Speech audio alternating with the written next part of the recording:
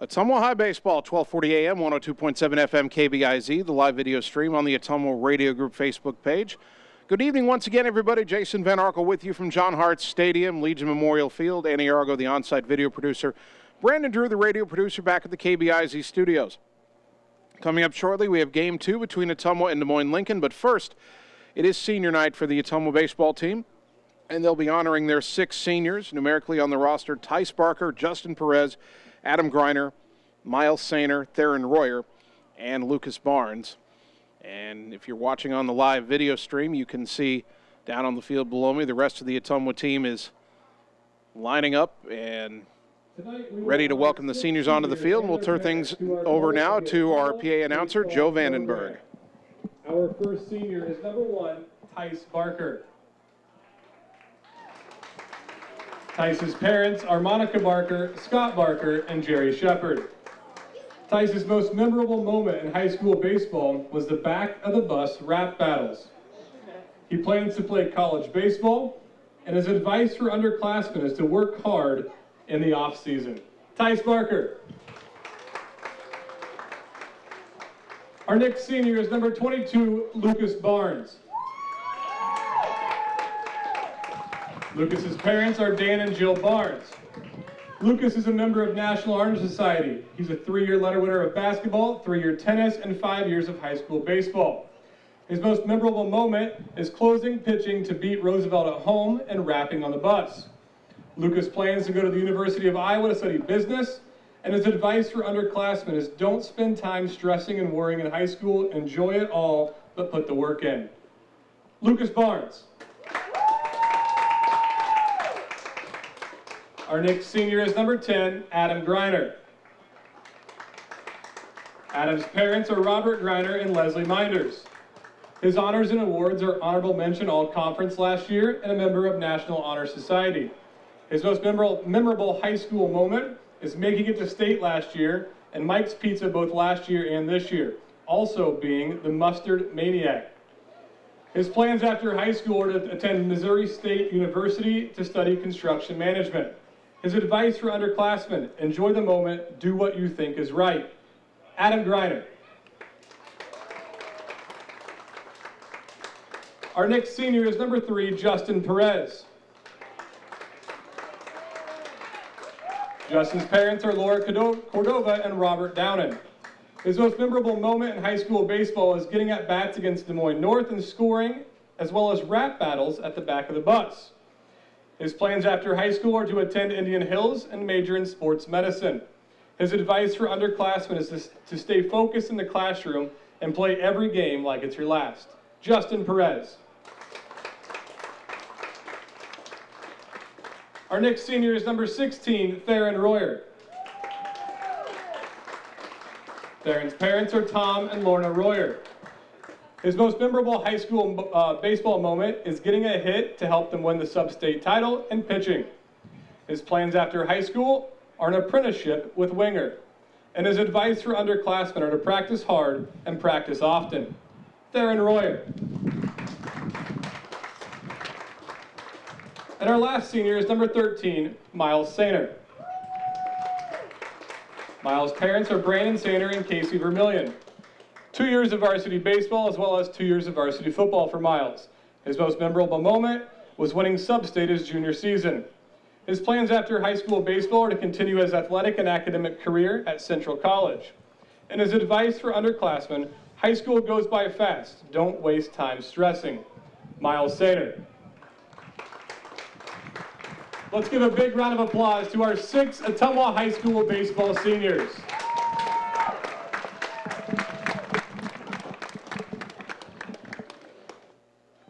And that'll conclude the ceremony honoring the Ottumwa High baseball seniors for the 2022 season. Let's take a 3-minute timeout and return and start getting you ready for Game 2 between Ottumwa and Des Moines Lincoln here on the Ottumwa Radio Sports Network. It's time to choose the credit union with a new perspective. At Meridian Credit Union, we don't just see member profiles. We see people. People with goals. People who want to save more. People that we can help. That's why we offer financial services convenient to you, great loan rates, online banking with bill pay, mobile banking, and credit cards. Join the many satisfied Meridian members today. See how our perspective can help you. Meridian Credit Union, where it feels like home. Hey, it's Sam here, your Lisco sales rep. Summertime weather is just around the corner, so you know the drill. Construction is in full swing, and we have limited time to get your order on the list for this year. As you're prioritizing your goals for 2022, let's make you the priority. We can chat details about what would make your home or business data connection the most successful. To add or update your services, call me, Samantha Knoll, for your Lisco sales and account management. 641-209-5400, 209-5400, or visit us at lisco.com. It's more than an education. It's more than a degree. William Penn University is alive with opportunity. Opportunity in a diverse student body. Opportunity in a staff that works with your budget. Opportunity in over 30 programs of study. Opportunity in a classroom where your voice is heard. Find your future and the opportunities waiting for you. Start your planning today at wmpenn.edu and see why William Penn University is alive with opportunity. Seasons change. Our priorities change. Your financial needs change. But there's one thing that remains consistent. Our dedication to making your financial life easier together. So let's get to know each other, because together is better. All roads lead to the new home of the realtors you've come to trust in our community, Bridge City Realty. Whether you're buying or selling property, contact our qualified staff of experienced professional salespeople at our offices, now located next door to Walgreens. We're right in the heart of Ottumwa at 301 West 4th, so stop by or call our new office line at 684-1234. Bridge City Realty, Southeast Iowa's #1 real estate agency.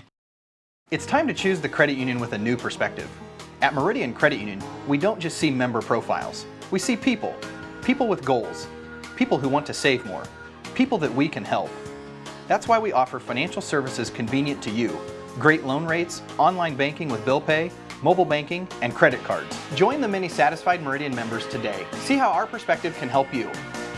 Meridian Credit Union, where it feels like home. You're watching live coverage of the Ottumwa Bulldogs on the Ottumwa Radio Group Sports Network.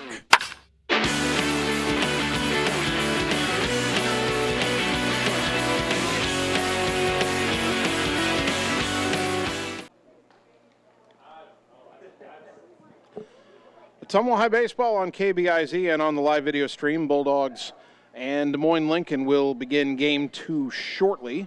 Bulldogs won Game 1 7-1. Ottumwa has clinched a tie for the CIML Metro Conference title. There's still 3 games ahead of Des Moines Roosevelt with only 3 games to play. We go to Roosevelt next Tuesday to wrap up the regular season. But if Ottumwa wins Game 2 here tonight, then that trip to Roosevelt will simply be about tuning up for the postseason, because Ottumwa will have already clinched the conference title all to themselves, and there won't be anything Roosevelt can do about it. And if that is the case, we'll see how Ottumwa lines up its pitching next week, because obviously they want their best pitcher, Tanner Shark, if he's okay to pitch in the sub-state opener Friday, July 8th on the road at Indianola. Game 2 here tonight, let's take a look at the starting pitchers. For Ottumwa, it'll be the young man just out of 8th grade with the great arm, Tucker Long, making his 5th start, his 7th appearance. He's 3-1, an ERA of 1.20. 23 and a third innings pitched, only 16 hits allowed, 13 runs, only 4 earned runs allowed. He's walked 8 and hit 8 batters, but he struck out 36, and opponents have hit just 157 against him. He will be opposed by Luke Powers, who was the first baseman in Game 1 for Lincoln, Powers getting the start in Game 2. Now, as we mentioned earlier, Lincoln has not updated its stats for the past 8 games, but through the first 24 games, Powers had started 5. Lincoln doesn't have its win-loss records in their numbers, but through 5 starts, Powers had an ERA of 6.89, 20 in the third innings pitched, 30 hits allowed, 38 runs, 20 earned, 16 walks, 2 hit batters, 13 strikeouts, and opponents had hit .254 against him. So unless he was either way better or way worse in the last start or two, those numbers should be fairly similar to what his actual numbers are coming into this start. And again, he batted left-handed. I don't recall seeing him make any throws in game one, but I'm guessing he's a left-handed pitcher, and that's something Ottumwa will have to deal with in game two. So the Bulldogs will send out the 8th grader Tucker Long, and Lincoln will send out the junior Luke Powers. We'll take another 3 minutes, come back and get you the full game two starting lineups on the Ottumwa Radio Sports Network. Performance Pipe in Bloomfield is hiring. They have 3 classifications open for hire: molding operators, a molding setup, and a maintenance position. Performance Pipe offers a competitive benefit package including medical, life insurance, pension plan, 401k, paid vacation, and holidays. Applicants must be 18 years or older, have a high school diploma or GED, and a valid driver's license. To apply, go to cpchem.com. Click Careers, type in Bloomfield to see the details of each job and apply for the one that best suits you. Or Google Performance Pipe in Bloomfield and ask for D. Chevron Phillips Chemical Company is an equal opportunity affirmative action employer. It's time to choose the credit union with a new perspective. At Meridian Credit Union, we don't just see member profiles. We see people. People with goals. People who want to save more. People that we can help. That's why we offer financial services convenient to you. Great loan rates, online banking with bill pay, mobile banking, and credit cards. Join the many satisfied Meridian members today. See how our perspective can help you. Meridian Credit Union, where it feels like home. All roads lead to the new home of the realtors you've come to trust in our community, Bridge City Realty. Whether you're buying or selling property, contact our qualified staff of experienced professional salespeople at our offices, now located next door to Walgreens. We're right in the heart of Ottumwa at 301 West 4th, so stop by or call our new office line at 684-1234. Bridge City Realty, Southeast Iowa's #1 real estate agency. Seasons change. Our priorities change. Your financial needs change. But there's one thing that remains consistent: our dedication to making your financial life easier together. So let's get to know each other, because together is better. At Family First Chiropractic, it is our goal to get you and your family as healthy as possible and keep you healthy for the rest of your life. We deliver an elevated level of care for the entire family. We approach healthcare from a holistic view, incorporating multiple chiropractic techniques and physical therapy to ensure that our patients achieve the best results as fast as possible. We believe you deserve the best. A little preventative care now will eliminate pain management in later years. We want our kids to grow and live an active, healthy lifestyle. Get your family checked at Family First Chiropractic. It's time to choose the credit union with a new perspective. At Meridian Credit Union, we don't just see member profiles. We see people. People with goals. People who want to save more. People that we can help. That's why we offer financial services convenient to you.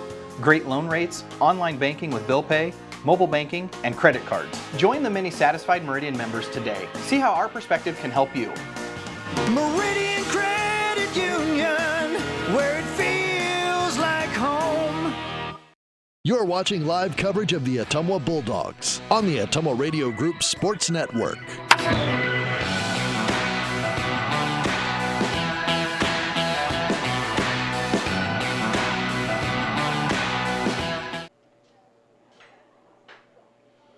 Ottumwa High Baseball on KBIZ and on the live video stream. Bulldogs and Des Moines Lincoln getting ready for game two. Let's look at the starting lineups first. For the Railsplitters under their head coach, Jacob Hugan. Leading off for Lincoln and playing shortstop is Camden Walkup. Batting second, the left fielder, Carson Booyer. Caden Ellsbury, the first baseman, will bat third, and the pitcher, Luke Powers, will hit cleanup. Josh Kirby will DH and bat fifth. Mason Fritz at second base batting sixth. Jagger Bennett, the catcher, hits seventh. Leo Jones at third base batting eighth, and batting ninth is the right fielder Hayden Waka. In the field but not in the batting order is the center fielder Aaron Guerrero. Those are the Rails. These are your Ottumwa Bulldogs. Leading off and playing left field, Miles Sainer. Batting second, the shortstop Carter Thompson. Adam Griner, the third baseman, hits third, and Tanner Shark in center field batting fourth. Javen Rominger, the first baseman, hits 5th. Tucker Long will pitch and bat 6th. Dalton Dowd catching and hitting 7th. Braylon Griffiths, the DH, hits 8th. And batting 9th is the right fielder, Lucas Barnes. In the field, but not in the batting order in Game 2 for Ottumwa, is senior second baseman Theron Royer. Javen Rominger. Pitching and batting 6th, number 20, Tucker Long. Long on the mound for Ottumwa.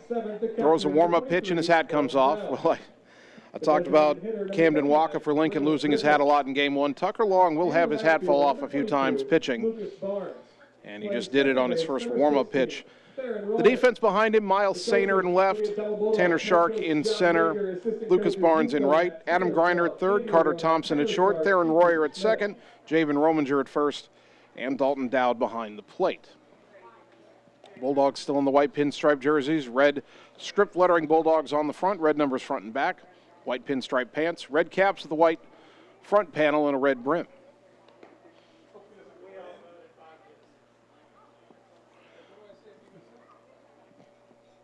The discussion up here switched over to best pitcher of all time in the major leagues. Bob Gibson's name comes up. Walter Johnson's name has to be in that conversation. Randy Johnson's name has to be in that conversation. Roger Clemens has to be in the conversation, although I don't want to get into the steroid argument. Greg Maddox is in the conversation, not a hard thrower. Leading off for Lincoln, the shortstop, number 3, Camden Walker. And as we ponder that, Camden Walker will lead off Game 2 for Des Moines Lincoln. Walker in Game 1 was 0 for 2. He was hit by pitch and drew a walk. And the first pitch from Tucker Long is grounded to short. Up with it, Carter Thompson. Throw to first in time for out number 1. Our first pitch at 7:23. And it's one pitch and one out. Carson Booyer, the batter. 1 for 3 with a single and an RBI ground out in Game 1. 88 degrees under clear sunny skies here in the city of Bridges, a heat index of 93 at the start of Game 2. First pitch from Long, swing and a miss by Booyer, 0-1. Booyer, as we said, 1 for 3 in Game 1.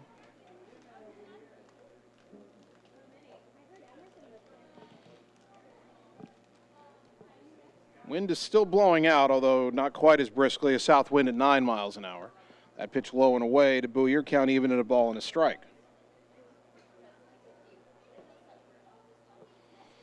One and one to the Railsplitters left fielder Carson Booyer. The pitch. Swing and a miss. He tried to hold up on a high fastball, but he went around 1-2.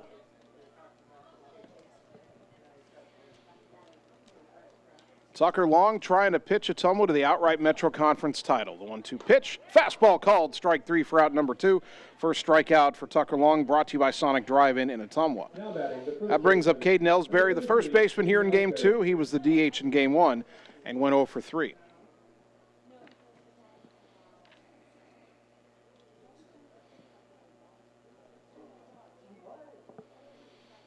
Righty to lefty now, the wind and the pitch. Fastball strike at the knees, 0-1.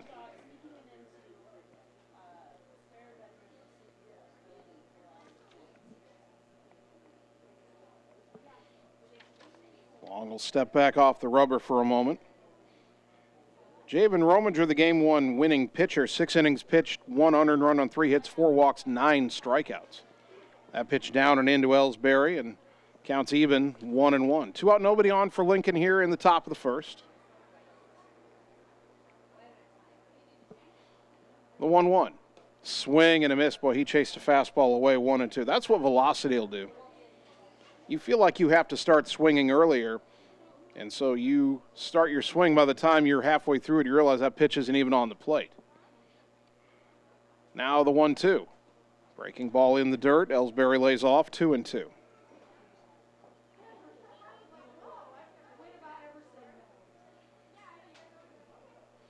Two and two to Caden Ellsbury. Tucker Long trying to complete a 1-2-3 first. The pitch. Called. Strike 3 at the knees. I thought it'd be low. He gets the call. Inning over. Second strikeout for Long. Brought to you by Sonic Drive-In Ottumwa. Rails go 1-2-3. Go to the bottom of the first. Lincoln nothing. Ottumwa coming up on the Ottumwa Radio Sports Network. If you've got more to do than time to do it, you deserve some hard-working help. Introducing the all-electric Ranger XP Kinetic. the most powerful utility side-by-side ever made. With an advanced electric drivetrain, lithium-ion batteries, and remarkably quiet operation. Now the world's hardest working people have a revolutionary choice in how jobs get done. Ranger XP Kinetic. Slayton Polaris, located 8 miles south and west of Pulaski. You're watching live coverage of the Ottumwa Bulldogs on the Ottumwa Radio Group Sports Network.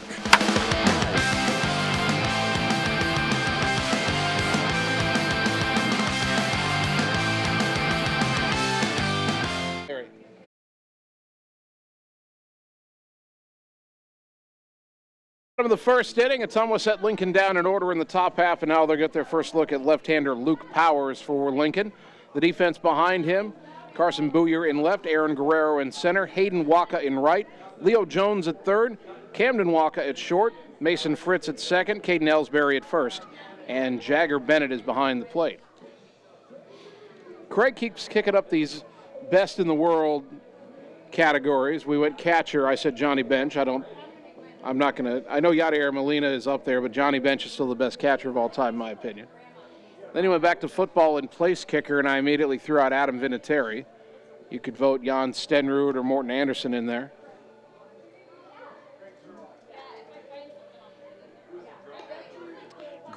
Somebody just threw out Greg Zerline, who is my favorite kicker of all time, but that's only because I actually called a couple of Greg Zerline's high school games.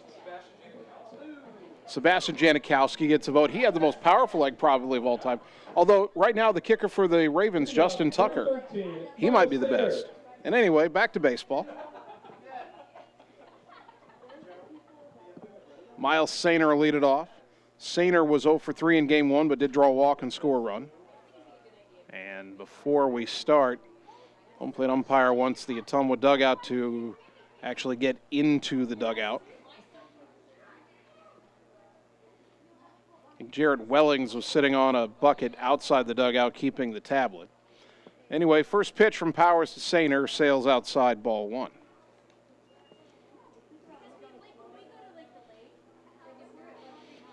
I am a little saddened that all this talk of great kickers doesn't include any Vikings, as that pitch is fouled back into the right 1-1. The kicking for my favorite football team is, shall we say, spotty. And we won't talk any more about that. 1-1 to Sainer. Thompson and Griner to follow. The pitch. High, 2-1. I love how Miles Sainer almost always will see several pitches in the first at-bat of a game. The 2-1. That's on the outside corner, strike 2.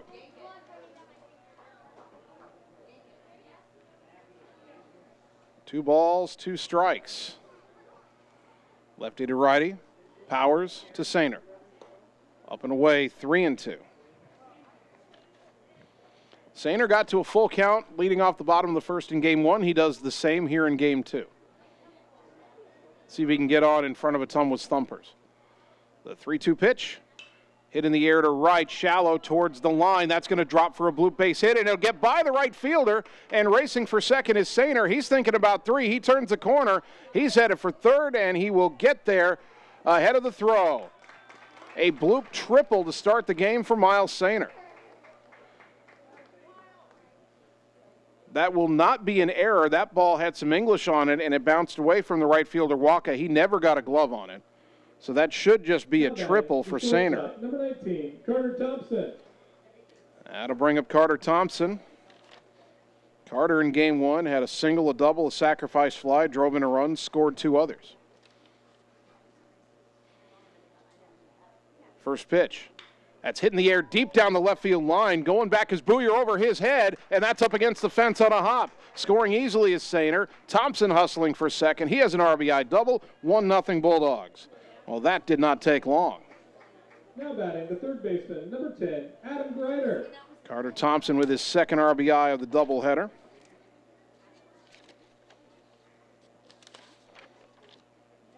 And that'll give him 13 on the season. Here's Adam Griner. Griner, a single, a double, a walk in game 1, had an RBI, stole 3 bases, scored a run.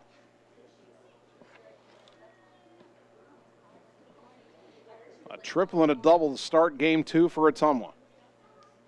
First pitch, Swing and a miss. Griner was thinking, Adam wants to hit a home run on senior night. He's been getting some good-natured ribbing from his older sister about how many home runs she hit in her softball career. And Adam does not have a varsity home run. He came very close when we were at Decorah earlier this season. High off the wall. Swing and a miss at a pitch low and away 0-2. I think I'm hearing his dad yell at him to settle down and not just flail at the ball. 0-2 to Griner. Thompson at second, nobody out, already 1-0 Ottumwa here in the bottom of the first. The 0-2. Low, 1 ball, 2 strikes.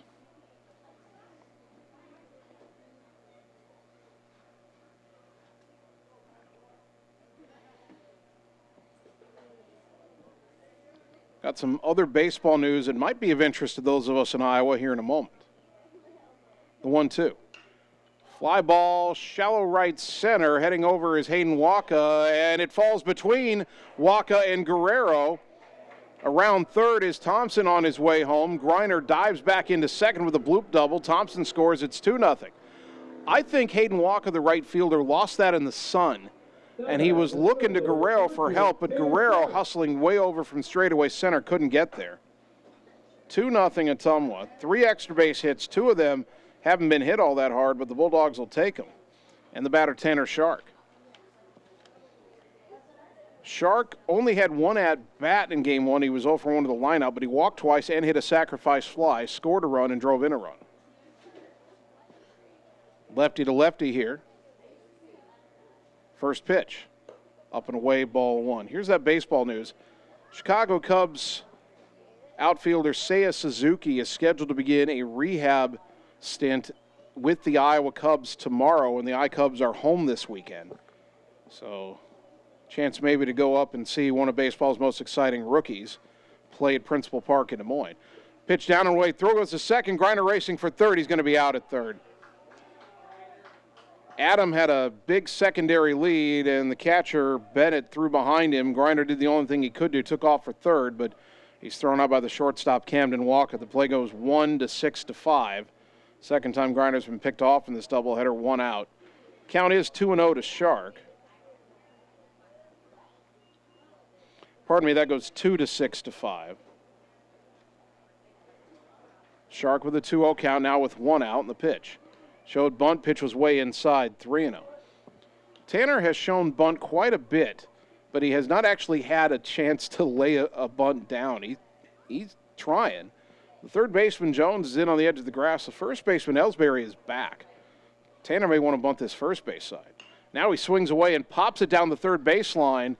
Over in just in foul territory is the left fielder, Booyer, to make the catch for out number 2.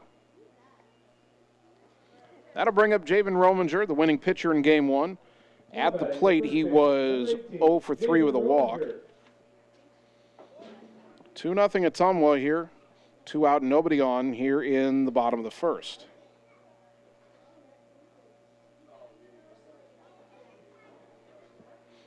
First pitch is low and away to Javen, ball 1. 3 straight extra base hits to start the inning for Ottumwa, but then a pickoff and a fly out. And now a pop-up right side foul territory. Ellsbury, the first baseman, backing up, and he can't reach it. It'll land in foul territory. A new life for Javen Rominger, count even at a ball and a strike. The wind may have pushed that back a little bit on Ellsbury, and he misjudged it. 1-1 to Rominger.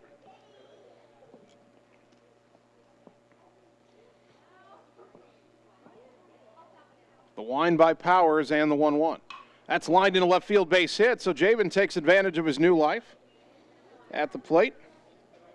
Gets Ottumwa its 4th hit of the inning, and the batter is Tucker Long. Long had a good day at the plate in Game 1. The pitcher, number 20, Tucker Long. 2 for 3 with a single and a double, drove in 2 runs and scored another.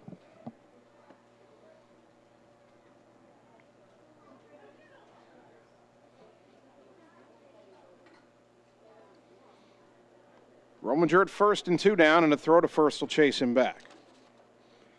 2 out and a runner on first. This is a great time for Ottumwa to try to run, of course, get that man in scoring position. Javen 14 for 15 in stolen base tries on the year.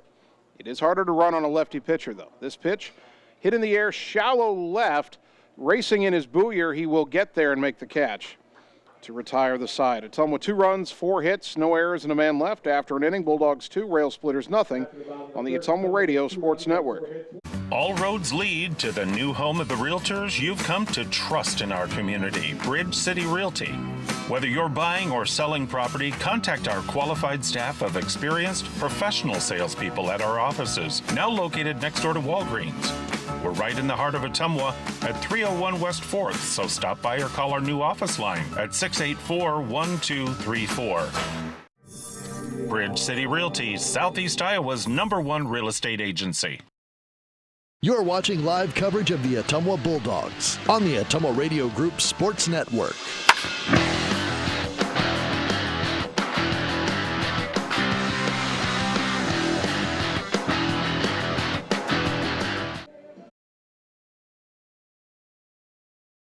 The second inning, Tucker Long back to the hill for OHS. He's now pitching with a 2-0 lead. Bulldog baseball here on KBIZ and on the live video stream. Don't forget, coming up on Friday and Saturday, the Ottumwa Softball Classic, the 48th annual Ottumwa Softball Classic. We'll have all 4 of Ottumwa's games on the air. Tournament, the state's longest running classic. Ottumwa scheduled to play at 5 o'clock on Friday. The Bulldog softball team will play Roland Story, and then they'll stay on the diamond and play Ankeny. Then on Saturday, scheduled to play Davenport Assumption at 3:15 and Fairfield following that. The classic starts at 10 o'clock both Friday and Saturday, and some intriguing matchups for softball fans. Friday, you've got Albia versus Southeast Polk, West Burlington versus Southeast Polk, Albia versus Roland Story, and West Burlington versus Ankeny before the Ottumwa games. Then on Saturday, you've got Solon versus West Burlington, Davenport Assumption versus West Burlington, and Solon versus Fairfield before Ottumwa takes the field again. Back here to baseball, Tucker Long's first pitch of the second inning is swung on and missed by Luke Powers, the pitcher, 0-1. Powers played first base in game 1 and went 0 for 3 with a couple of strikeouts. Long winds in the 0-1. Ground ball left side in the hole and unable to backhand it cleanly is Carter Thompson. Safe at first is Powers on what'll be an error.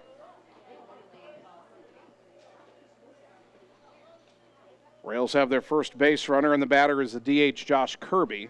Kirby played right field in game 1, went 1 for 2 with a single and a walk. Courtesy runner for the pitcher, Powers, that'll be Anthony Moist, who was the second baseman for part of game 1. Now batting, number 5, Josh Kirby.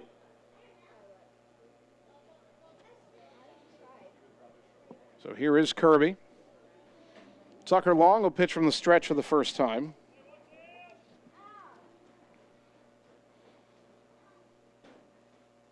First pitch, breaking ball low and away, 0-1.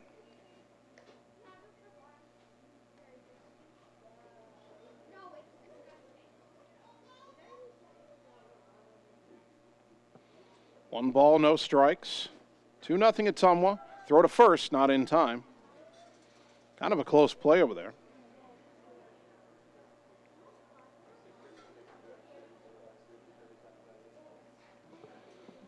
One and 0 to the DH Josh Kirby. Long from the first base side of the rubber. A couple of nods and the pitch runner goes. It's low and Dowd can't pick it up cleanly. As Moist steals second without a throw. 2 balls, no strikes. Better pitch to handle, and Dowd might have had a shot at him. I don't think Moist got a great jump. But once that pitch was in the dirt and runner headed for third, Long will throw to third, the catch, the tag. Safe is the call. Wow. And Coach Yeager out of the dugout immediately. Griner was running to third, caught that and tagged Moist as he slid in. I have no idea how that call is safe. Well, he did not get in under the tag, and John Yeager walking out. And the umpire already barking at John even as he's walking out. I don't think John's very happy with the umpire's positioning or the call on that, and I wouldn't be either. He took off way early. Long saw him, pivoted through to third. Griner hustling, got to the bag, caught the ball, and made the tag all in one motion. And I don't think there's any way that Moines had reached the bag, but the call stands. Fastball low to Kirby, and it's 3-0. Well, this is where Tucker Long has to show some maturity here. He's got to shake that call off and go after the hitter. The 3-0. A little pop up to third. Griner's got it for out number 1. Boy, if that was a wooden bat, it would have broken in 2. That was right off the handle. I'm kind of surprised that Kirby was swinging 3-0. And that's out number 1, and the runner stays at third. And now the batter, Mason Fritz, second baseman, 1 for 3 with a single, and he scored the only Lincoln run in Game 1. Ottumwa won that game 7-1. First pitch, fastball, strike 0-1. Ottumwa's infield is back. They would trade that run for the second out, but I think right now Tucker Long is thinking about a strikeout. But he throws that pitch all the way to the backstop, overthrew it, and that'll bring the run home. It's 2-1. Count even at a ball and a strike. Chalk that one up to a learning moment for Tucker Long.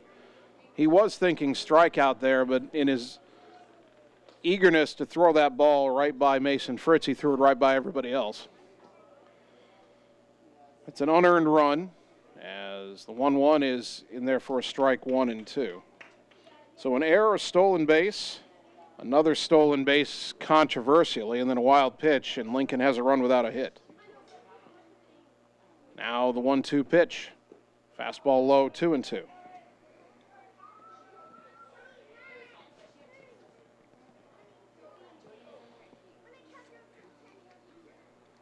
Tucker's 2-2 pitch. Poked in the air down the right field line. That'll get down foul by about 8 feet. Still 2-2.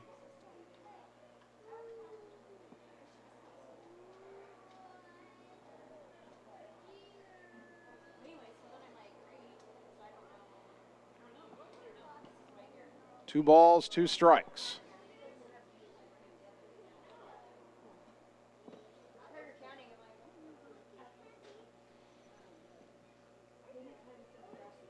Long winds and delivers. Breaking ball rolled to the right side. Theron Royer surrounds it, picks it up, throws to first, 2 down.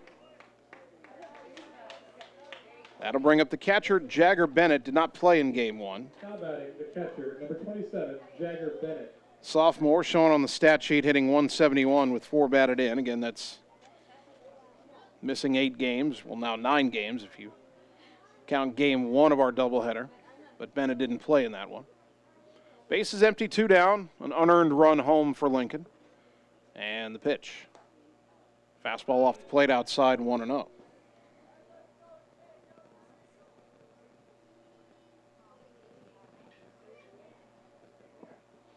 The 1-0 on the outside corner for a called strike.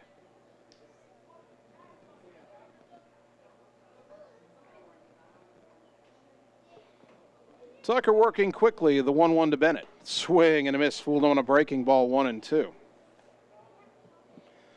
Tucker at times can be inconsistent with that breaking ball, but the movement on that pitch is already high quality.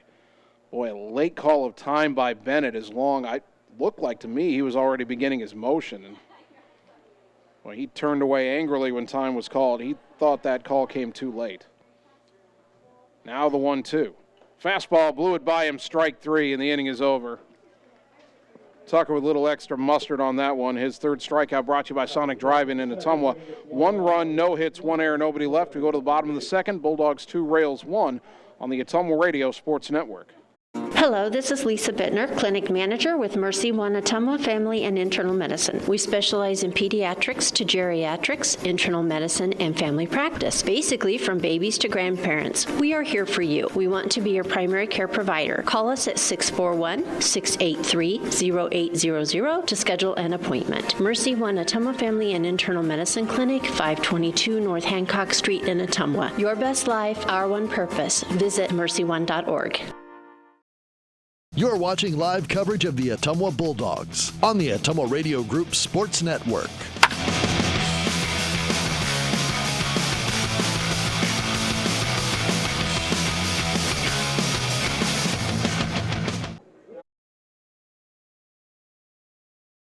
Bottom of the second inning, Ottumwa 2, Des Moines Lincoln 1. Game 2 of our baseball doubleheader here on KBIZ and on the live video stream. 7, 8, 9 due up for the Dogs. Dalton Dowd, Braylon Griffiths, and Lucas Barnes. Dowd did not play in Game 1, but he's batting .317 with 11 runs batted in.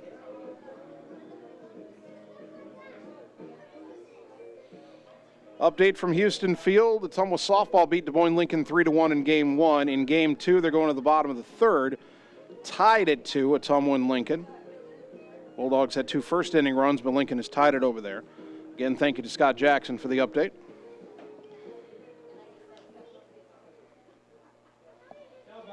So here's Dowd to lead it off. Dalton Dowd.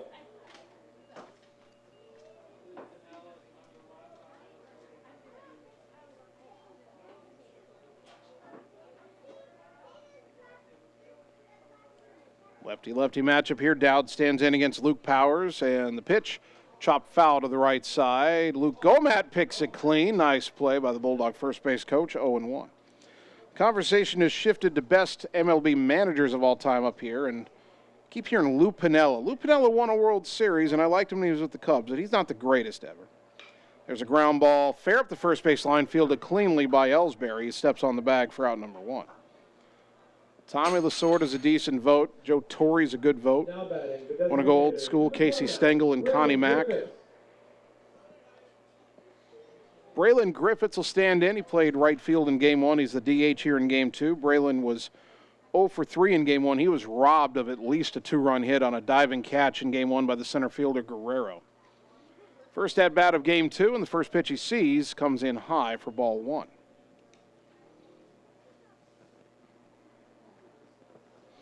Lou Piniella might have had the best arguments with umpires of any manager not named Billy Martin. That pitch outside, and it's 2-0.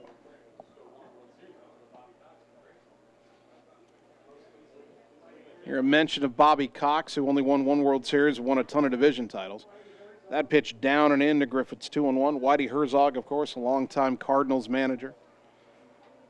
Speaking of Cardinals, nobody said Tony La Russa yet, although he's kind of getting a bum rap in Chicago right now with the White Sox. That pitch up and away.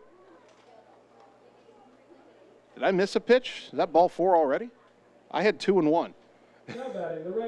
We'll take it. Ball 4. Braylon Griffiths draws a walk, brought to you by Marvin Boyer with Shelter Insurance. And here is Lucas Barnes. Barnes was 0 for 2 in Game 1, but did have a sacrifice bunt. Might he be bunting here with a runner on first and 1 out, or will we see Griffiths try to steal? Braylon has 4 steals on the year, but he's been caught 4 times.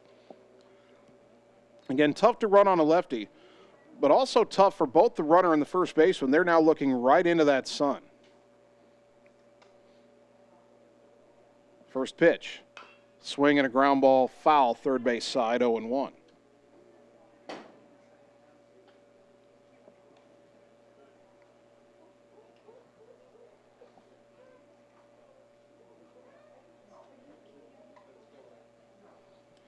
I knew they'd get there eventually. They're on greatest announcers of all time. It's not me. Throw to first. Back in safely is Griffiths. Vin Scully's probably number 1, although I am partial to Harry Carey. Harry Carey's my favorite, but Vin Scully is a gold standard, and Jack Buck is right there too for best announcers of all time. Swing and a miss by Barnes, and he's down on the count 0-2.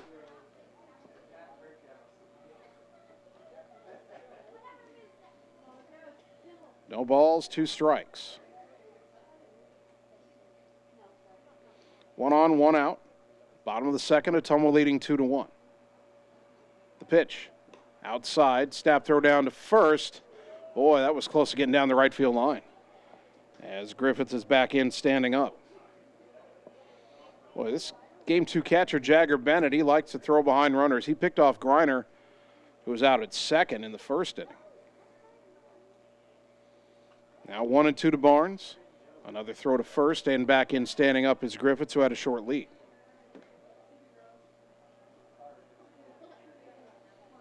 Ottumwa might have to find a bit of a different way to produce more offense here.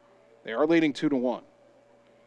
As that pitch is a breaking ball, grounded to short. Waka's got it, underhand at second for 1. The relay to first is high, and gets away. Barnes will turn and race for second, and a throw will not be made.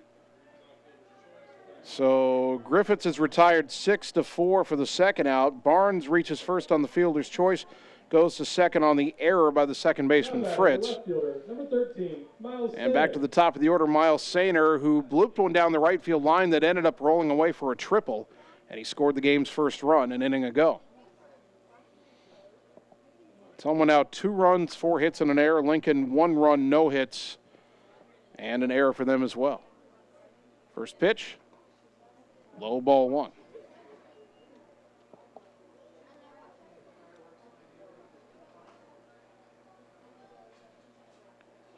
One ball, no strikes.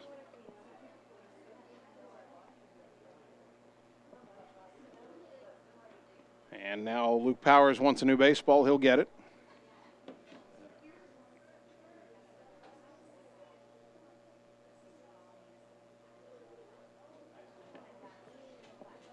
Barnes at second with 2 down.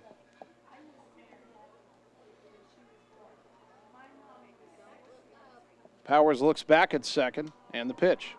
Ground ball left side over in the hole is Walker. The shortstop throw to first is in time. And the side is retired. No runs, no hits, an error, and a runner left. After 2, Bulldogs 2, Lincoln 1 on the Ottumwa Radio Sports Network. Seasons change. Our priorities change. Your financial needs change. But there's one thing that remains consistent. Our dedication to making your financial life easier together. So let's get to know each other, because together is better. You're watching live coverage of the Ottumwa Bulldogs on the Ottumwa Radio Group Sports Network.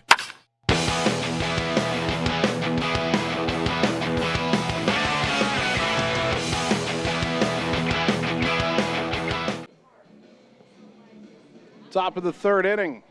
Ottumwa 2, Des Moines Lincoln 1, Bulldog Baseball on KBIZ.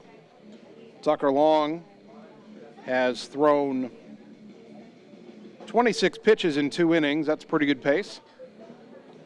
Remember, as an 8th grader, he is limited to 90 in a game. But if he's averaging 13 an inning, he should be just fine.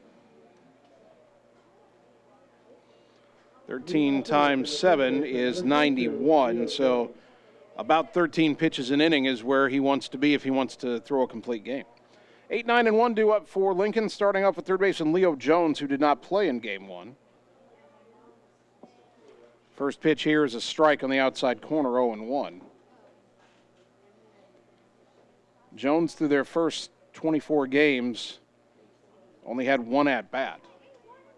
That pitch outside, and the count even at a ball and a strike. I'm guessing he's had a few more.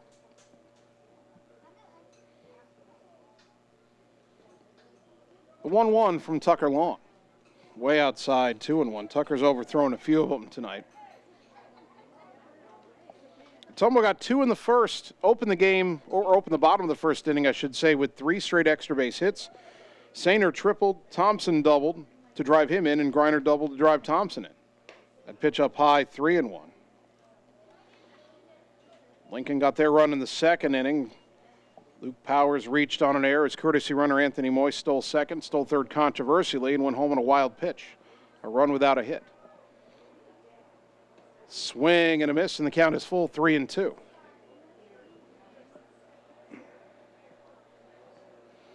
Three balls, 2 strikes to the number 8 hitter, Leo Jones. Hayden Walker on deck in the top of the order, Camden Walker. 3-2. Inside, and it hit him.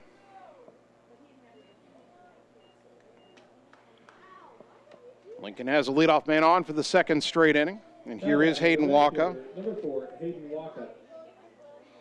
Walker appeared as a courtesy runner in Game 1.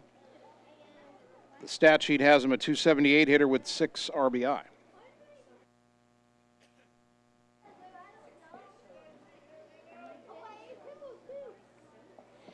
One on, nobody out. Ottumwa nursing a 2-1 lead here in the top of the third. Lincoln trying to get a threat going. The pitch.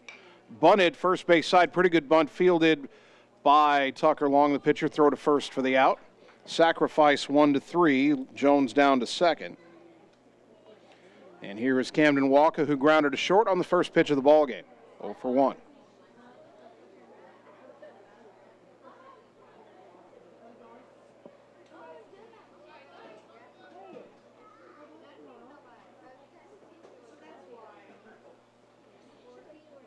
Bright sunshine off to the west, although some shadows have crept in parts of the field.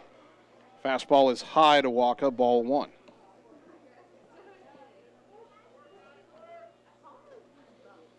Lincoln tried to manufacture the tying run here in the third inning. A hit batter and a sacrifice so far. 1 on, 1 out, the pitch. Popped it foul right side. Rominger a long run, and he's not able to make the basket catch over the shoulder. That was a tough play. Count even at a ball and a strike.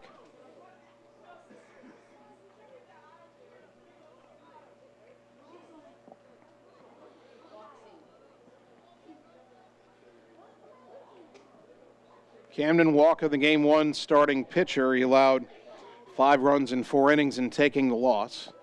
Shortstop here in game 2. The 1-1. Breaking ball low, 2-1.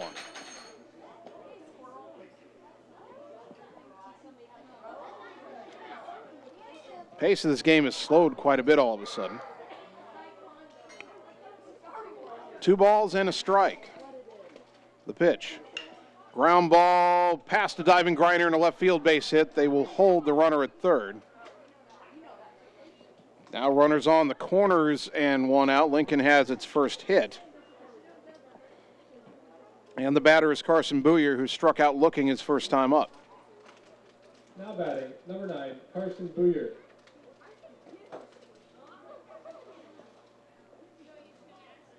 Long could use a strikeout here. He's struck out 3.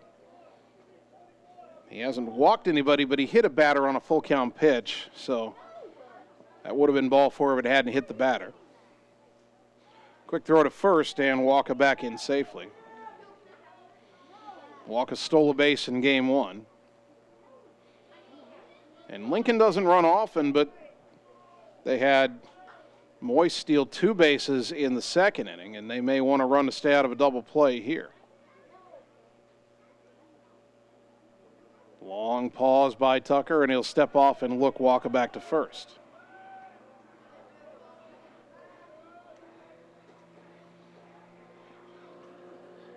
Tucker from the stretch. The pitch. Ground ball to third. Griner can't field it cleanly, and it bounces off his glove into foul territory. The run scores, and we're tied at 2.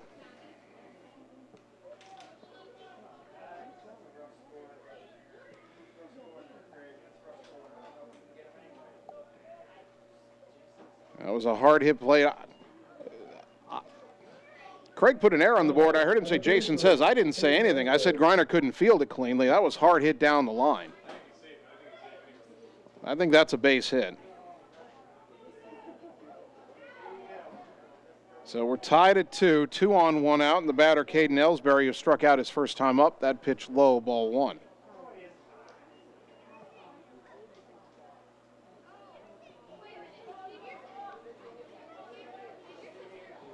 One ball, no strikes. Righty to lefty. Tucker's pitch. Lined into left center. That's a base hit.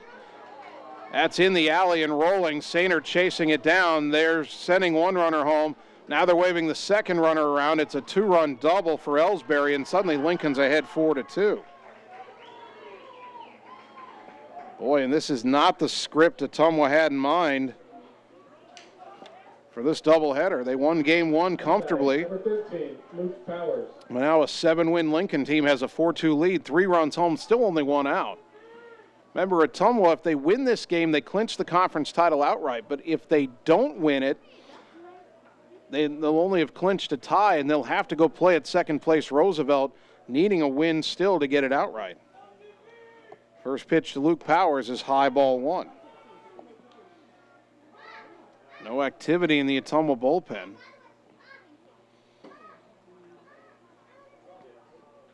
And again, Tucker Long is getting this start because Ottumwa did not want to use Tanner Shark tonight.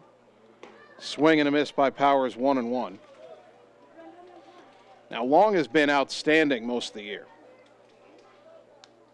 And, of course, he's got the pedigree of being a University of Iowa recruit coming just out of 8th grade. A lot of hype for him as a prospect. But this is a pressure-filled game. That pitch is a strike at the knees, 1-2. Good breaking ball. And Tucker's location's been a little bit off this inning. Ellsbury able to drive it into the left center gap for a 2-run double to give his team the lead. That pitch up high to Powers, 2-2.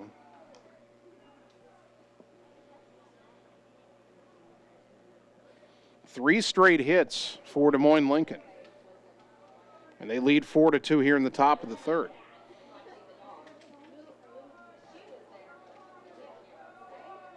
Now the 2-2. Fastball outside corner called strike 3, 2 down. Dalton Dowd thought it was a third out. He was rolling it back to the mound. Tucker Long raced in and picked up the ball. And it's a good thing that Ellsbury didn't break from second because Griner thought it was a third out and he was running into the dugout from third base. Didn't have anybody at third. Now batting, number 5. Fourth strikeout for Tucker, brought to you by Sonic Drive-In in Ottumwa. And the batter Josh Kirby, who popped out to third his first time up.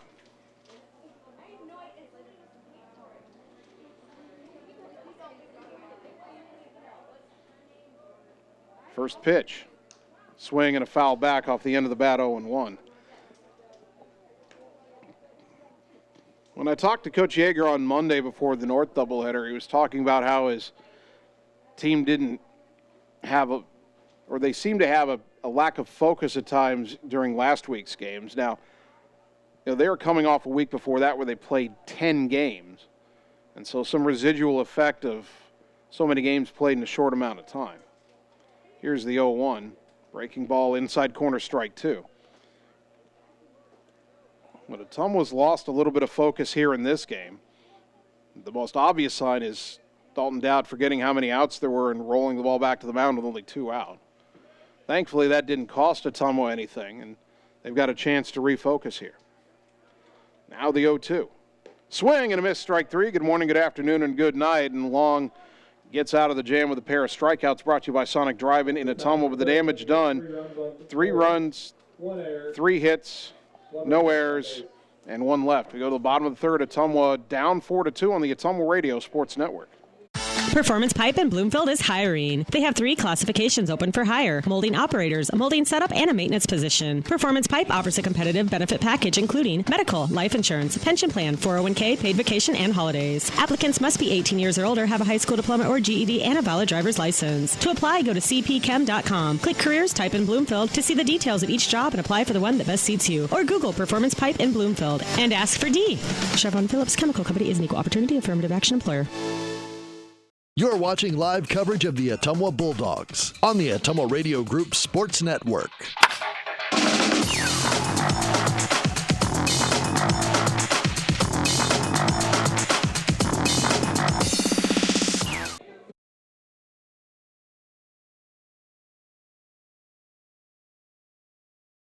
Bottom of the third inning, and the scores for Ottumwa right now in baseball and softball are not good. Here at John Hart Stadium, Ottumwa baseball trailing Des Moines Lincoln 4-2. Going to the bottom of the fourth at Houston Field, Ottumwa softball trailing Lincoln 5-2. Leading off for Ottumwa, the shortstop. Carter Thompson, Adam Griner, Tanner Shark 2, 3, and 4 due up against left-hander Luke Powers for Lincoln. Bulldogs had 2 runs on 4 hits in the first inning, but find themselves trailing as Thompson takes the pitch up high, 1-0. Carter had an RBI double and a run in his first at-bat. Again, the stakes for Ottumwa here: win this game and they win the Metro title outright. Pitch is high, 2-0. Lose this game, and unless Des Moines Roosevelt massively messes up tonight, which I doubt they will, then you'd have a 2-game lead going to Roosevelt on Tuesday. That pitch, a strike to Thompson, 2-1.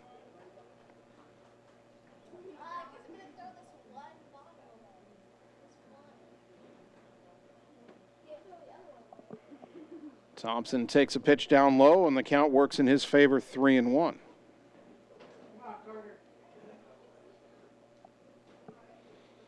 3 balls and a strike to Carter Thompson.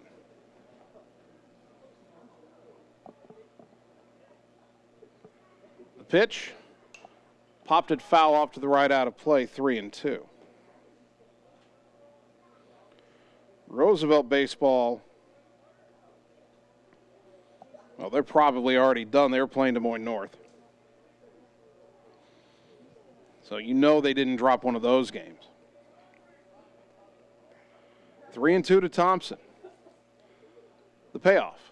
Big curve, dropped in there, strike 3. Carter thought it was ball 4, but he's called out for out number 1, and the strike zone is a moving target. Now batting the third baseman, number 10, Adam Griner. First strikeout for Powers. Here's Adam Griner, doubled in a run his first time up.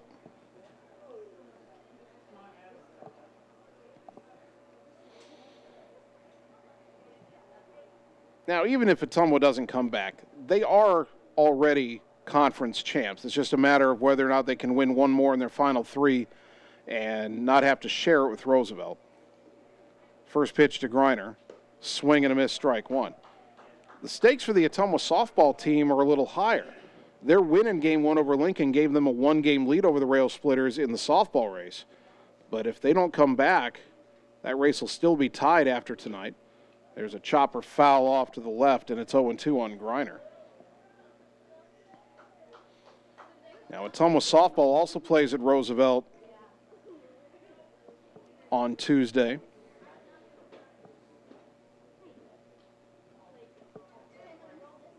Here's the 0-2 to Adam. Outside, 1-2. Lincoln softball draws an easier assignment. They're playing Hoover.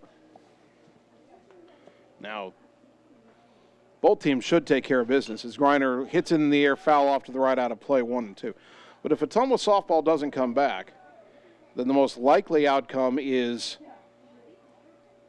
they end up sharing the title with Lincoln, as both teams should sweep their final doubleheaders. But Ottumwa had to struggle with Roosevelt the first time they played him. Griner fouls it straight back here, still 1-2. So we were hoping that by the end of the night we'd have 2 Ottumwa baseball wins, 2 Ottumwa softball wins, and conference titles in hand.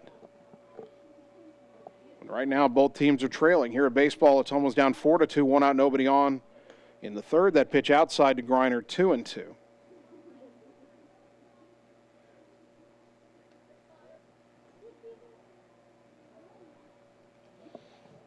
Powers a lefty, rocks and fires, and Adam lifts it into center field. That'll be down for a base hit. So Griner with a 1-out single. Ottumwa's 5th hit of the game.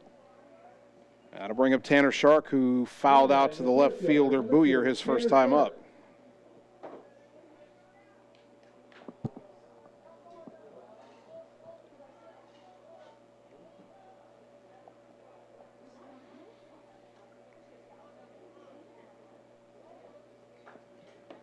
Shark will dig into that left-handed batter's box.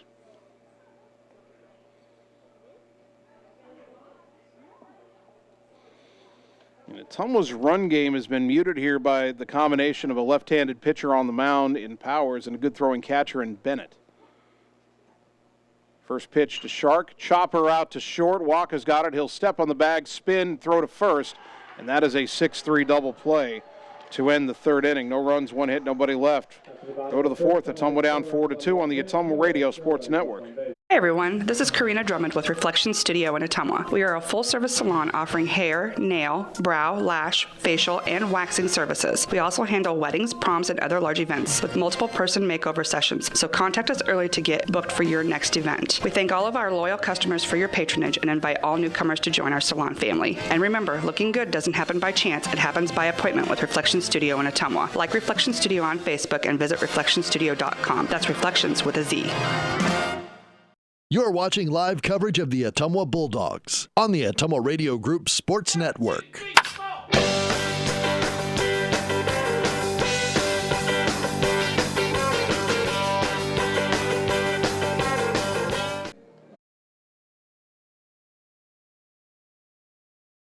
Top of the fourth inning. Ottumwa High Baseball and KBIZ and on the live video stream. Most of the sunshine gone from the field now here at John Hart Stadium, and Ottumwa trailing Des Moines Lincoln 4-2. Bulldogs scored 2 in the first. Lincoln got an unearned run without a hit in the second. And then after a hit batter led off the inning, put together 3 straight hits with 1 out to score 3 runs.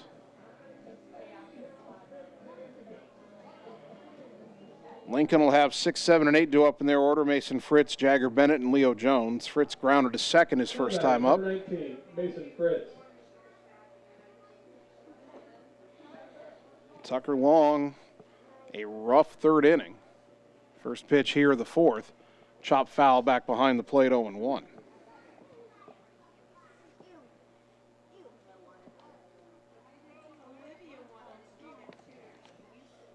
Bulldogs out hitting the Rails 5-3, but trailing 4-2. Swing and a miss, 0-2 to Fritz. Each team's committed an error.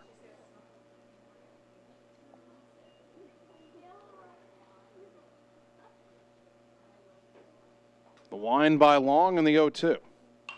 Hit in the air, foul off to the right out of play. That'll land in the Ottumwa bullpen. Still no balls and 2 strikes to Mason Fritz.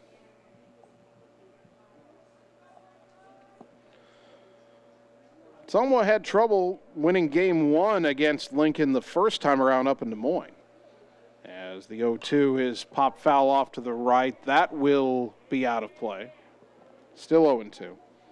Bulldogs trailed, I think, by 3 in that game and only ended up winning 8-7. They won game 2 12-4 after trailing in that one early. Ottumwa led start to finish in game 1 tonight, 7-1 victory, but now down 4-2 here in the fourth of game 2. The 0-2 again, swing and a miss. It's in the dirt. Dowd can't find it. It's behind him. Picks it up, throw to first. It will not be in time. A strikeout for Tucker Long, brought to you by Sonic Drive-In in Ottumwa, but Fritz reaches on the pitch in the dirt. Not an error, just a strikeout wild pitch, but a runner on and nobody out for Jagger Bennett, who struck out his first time up.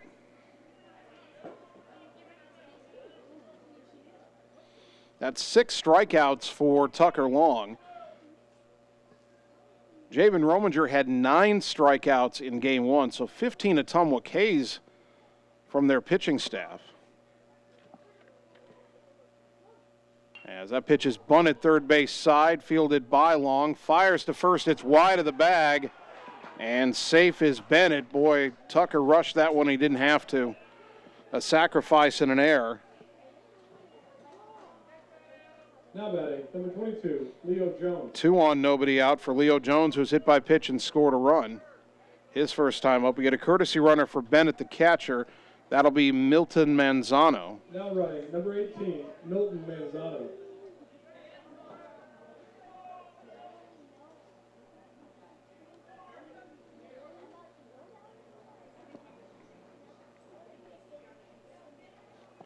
So first and second, nobody out. And Jones may very well be laying one down right here. Rominger already in on the grass at first. Griner would like to hold his ground even with the bag at third. Ottumwa would like to get the lead runner if they could. First pitch, low and away, no sign of a bunt. Good backhand stop by Dowd, ball 1. Ottumwa already down 4-2. Strikeout wild pitch and then a sac bunt and an error. 2 on, nobody out for Lincoln. And again, Ottumwa sloppy in the field and in danger of having it cost them. The batter, Jones, went down to talk to his head coach, Jacob Hugan. And in response, Dalton Dowd went out to talk to Tucker Long.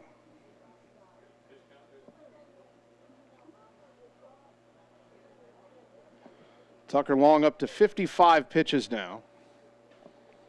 Nobody out here in the fourth. Ottumwa Long had been efficient through the first 2, but 22 pitches in the third. And nobody out here in the fourth.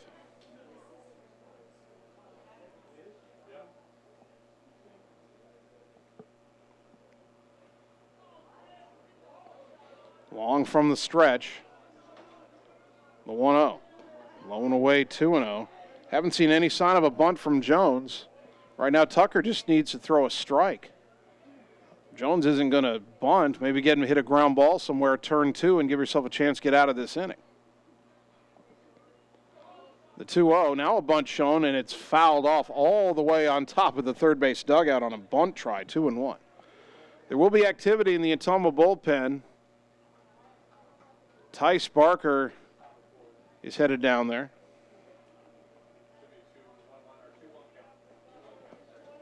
Two and one to Leo Jones.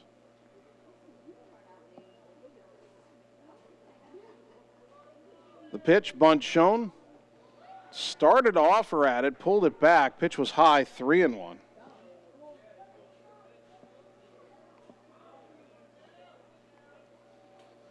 Boy, Long needs to throw a strike right here. You do not want to load the bases with nobody out.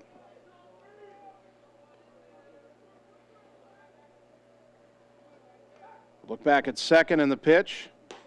Fastball strike, 3-2. Throw down to second. Not in time is a call. What was the umpire looking at? He waited a moment. Carter Thompson made the tag, showed the ball to the ump, and after delay, he called him safe, and I don't know what he was looking at. Why did he wait so long to make that call? Also, why didn't Jones offer it that? Fastball went right by him in the zone, 3-2. Tucker needs to throw another strike here. The 3-2. Fouled straight back, will do it again.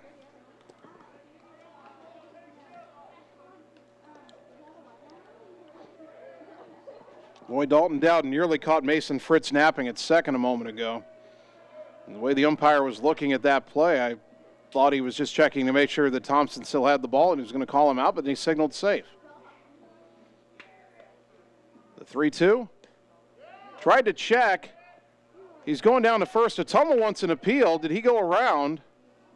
Looked like he went around. They say no swing. Oh, you got to be kidding me. And Leo Jones is acting first like he did something special there. He swung, and they didn't see it.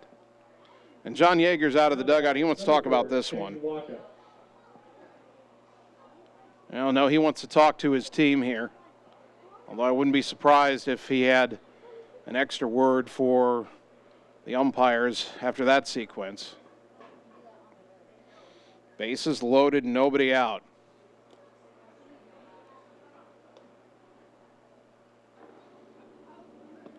Number 9 hitter Hayden Walker, the batter, he laid down a sac bunt his first time up.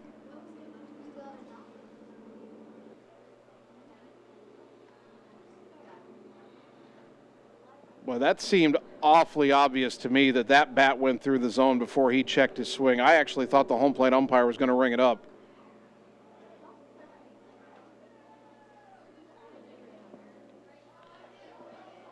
Conference is over, and Hayden Walker, the younger of the Walkers, is the batter. Infield in at all 4 spots.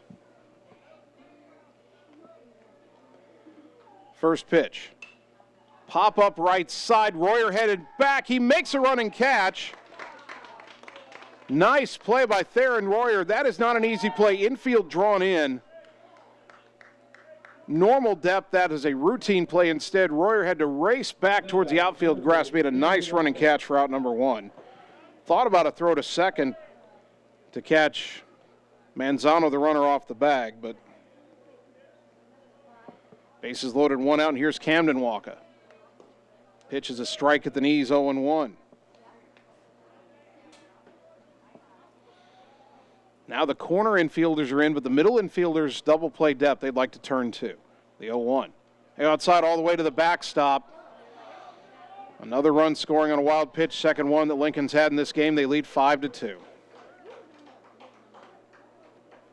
So Fritz, who struck out but reached on a wild pitch, scores on another one. Manzano to third, Jones to second. They still haven't had a hit in this inning. And it's almost down 5-2. Infield has to come in again. Here's the 1-1. Fastball outside corner, strike 2.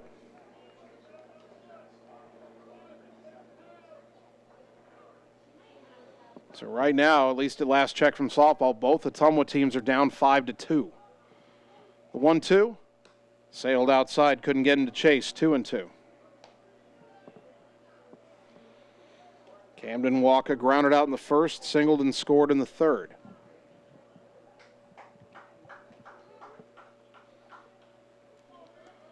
Long's 2-2 pitch. Late swing and a foul, Weekly. And that one caught the umpire in the foot.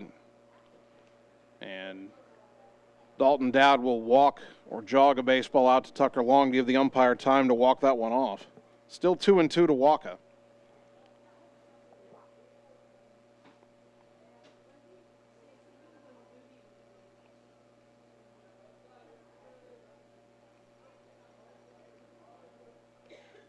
Two balls, two strikes.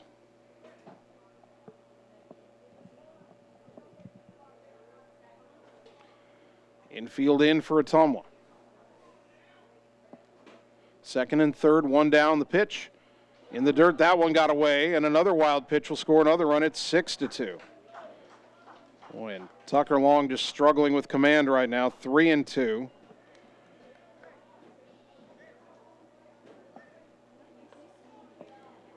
Manzano scores, Jones to third.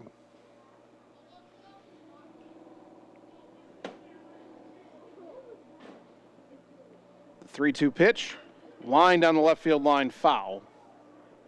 And we'll do it again at 3-2.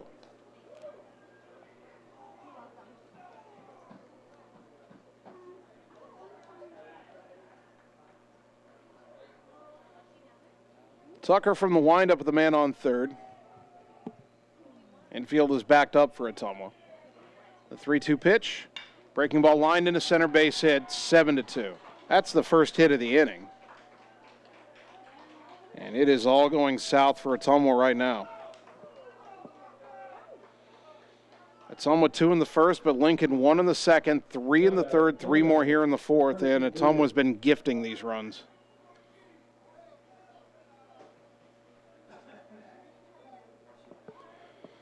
And Carson Booyer, the batter, 1 for 2 with an RBI single and a run. Throw to first, not in time.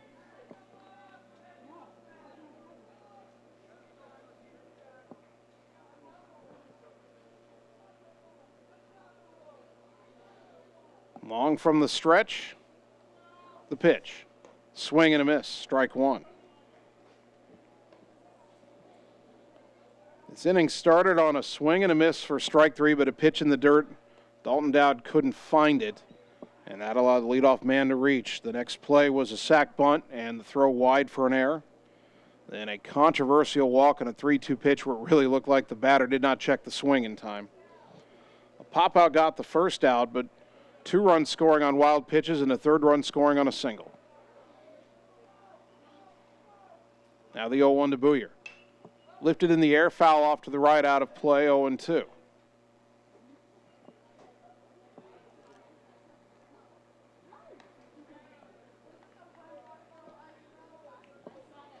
No balls, 2 strikes.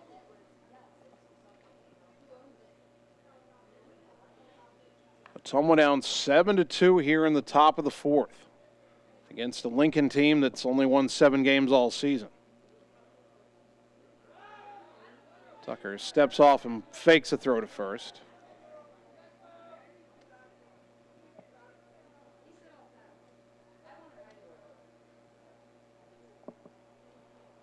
The pitch, breaking ball fouled back, still 0-2.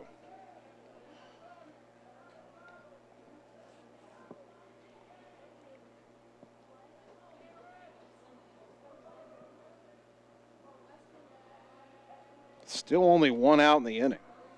Inning should be over. If you think about the strikeout wild pitch and then the error that allowed another runner to reach. There's a pop-up to shallow center. Coming in is Tanner Shark. He'll make the catch, 2 down. Now batting, number 33, Caden Ellsbury. Caden Ellsbury, the batter, 1 for 2 with a 2-run double.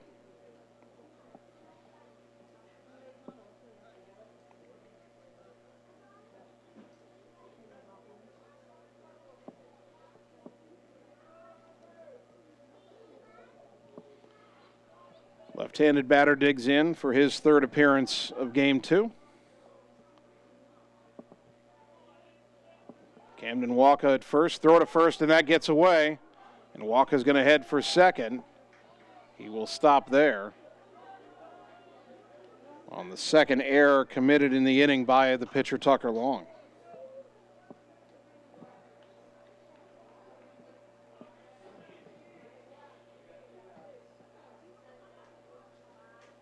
Now another man in scoring position. Long kicks and delivers. And a foul back to the screen, 0-1 to Ellsbury.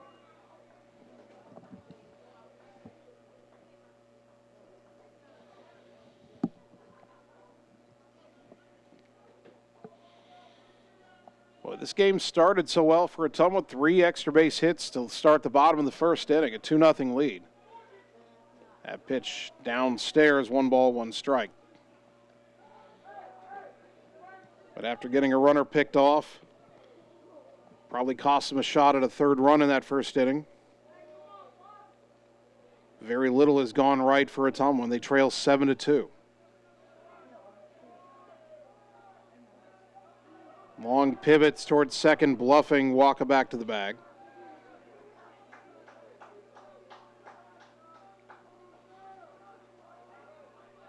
Tucker brings it home, and it hits him in the back. Second hit batter of the game for Tucker. And that'll bring up Luke Powers, who has reached on an error and has struck out. Now batting, number 13, Luke Powers.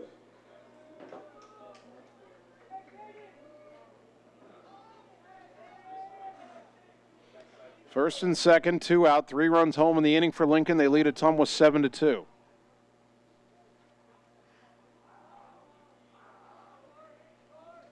First pitch, outside, ball 1.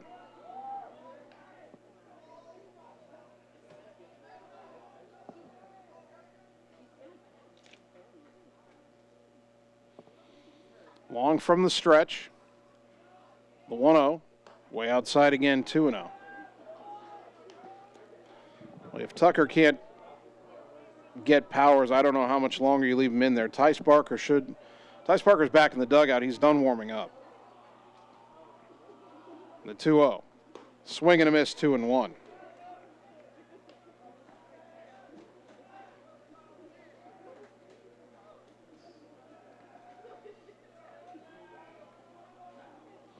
Tucker's thrown 32 pitches this inning. Pitch 33, swung on and missed, strike 2.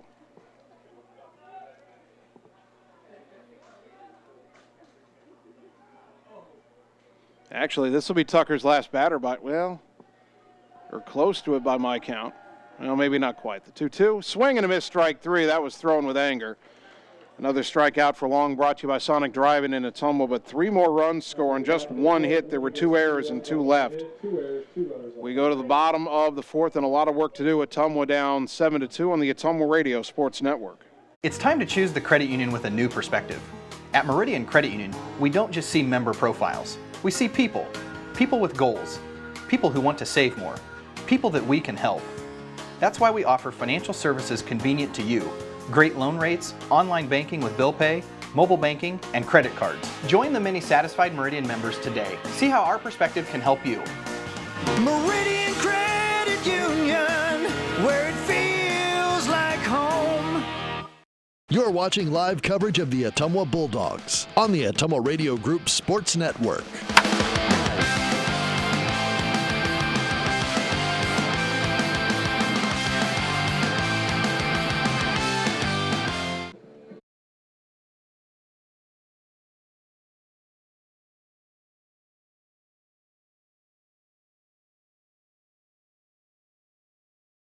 Bottom of the 4th inning, and Ottumwa baseball, a lot of work to do. They trail Des Moines Lincoln 7-2.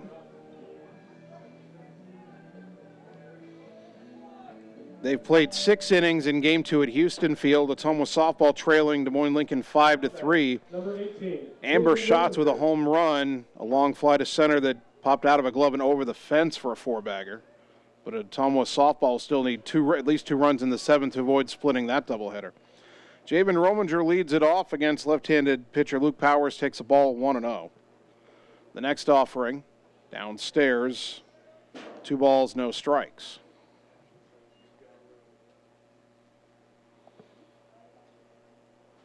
The 2-0 from Powers.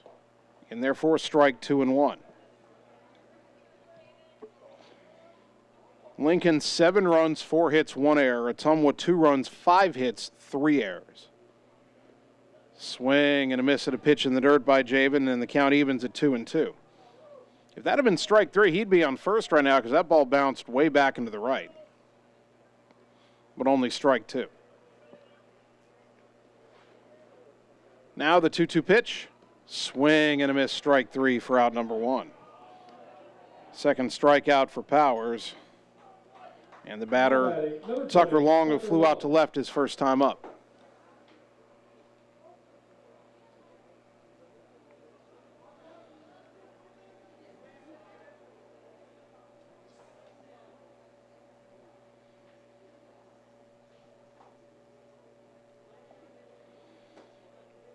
First pitch, lefty to lefty. Called a strike on the outside corner, 0-1.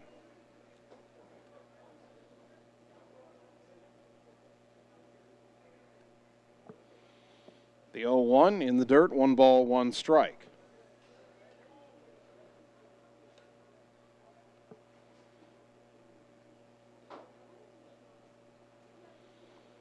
Tucker digs back in.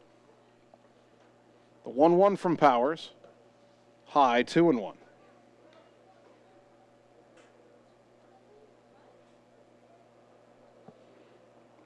Powers working quickly. His 2-1 to Long is low, 3-1. Well, Tucker leads the team in walks. We need base runners now, down 7-2, 1 out, nobody on, bottom 4. See if the bottom of the order can get some guys on and cut into this deficit.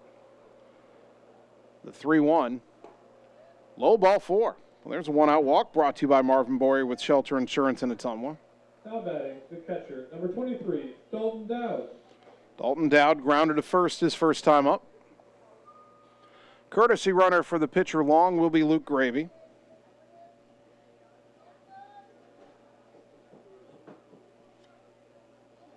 Running for Ottumwa, number 25, Luke Gravy. So Gravy at first with 1 out.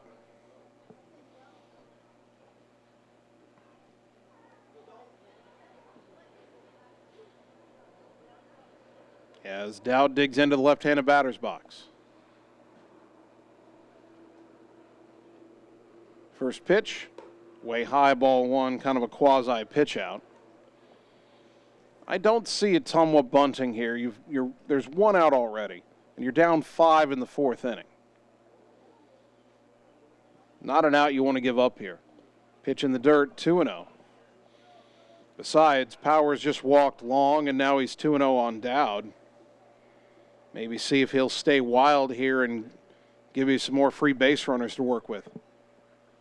2-0 to Dalton. Now he's showing bunt.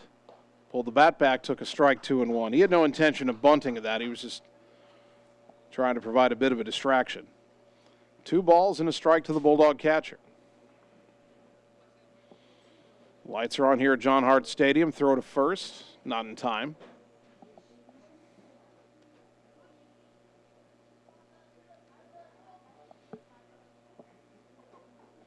Two balls and a strike to Dowd. The pitch, liner over the pitcher, 1 hop to the shortstop Walker. He'll go back to second for 1 and no throw to first. Fielder's choice. Gravy retired at second, 6 unassisted. Braylon Griffiths the batter.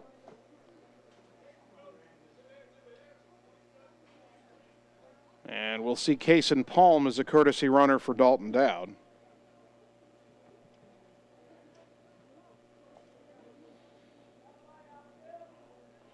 So Palm at first with 2 down for Braylon Griffiths.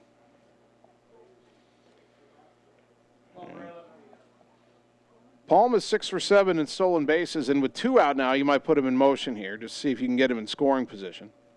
Tough to run on the lefty, though. First pitch, upstairs, ball 1.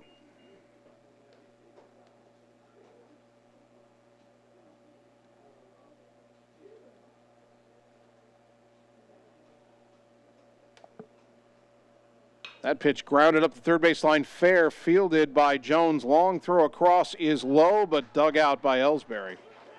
And the side is retired. No runs, no hits, a walk, and a man left. After 4, Ottumwa down 7-2 on the Ottumwa Radio Sports Network.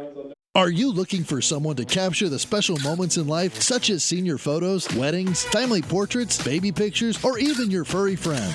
Look no further than Lee's Photography in Ottumwa to schedule your appointment. Brian, Connie, and the staff at Lee's Photography have the knowledge and experience to capture your special moments and make your vision come to life. Visit them on Facebook to see the range of their work. Lee's Photography on East 2nd Street, across from the Courier in Ottumwa, for all your all-around photography needs.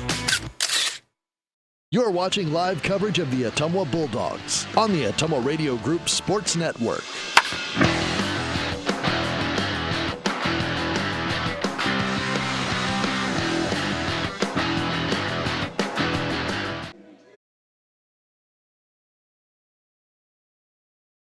Top of the 5th inning, Des Moines Lincoln 7, Ottumwa 2. And Ottumwa goes to the bullpen. Tice Barker, who pitched a 1-2-3 7th inning to wrap up the Game 1 win, is back out there to pitch Game 2. In relief of Tucker Long, who went 4 innings, allowed 7 runs, 5 earned on 4 hits, 1 walk, 7 strikeouts, 82 pitches. That doesn't tell the full story. He hit 2 batters. He had one of his strikeouts reach on a wild pitch.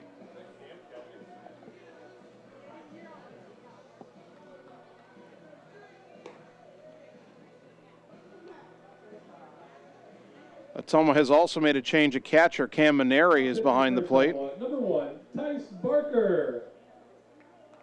Leading off for Lincoln, number 5, Josh Kirby. First batter that Barker will face here is Josh Kirby, who has popped out and struck out 0 for 2. First pitch from the lefty on the inside corner for a called strike. So I guess I don't know 100%, but I assume that Barker is batting in long spot and Maneri is batting in Dowd spot. The pitch way outside, 1 ball, 1 strike.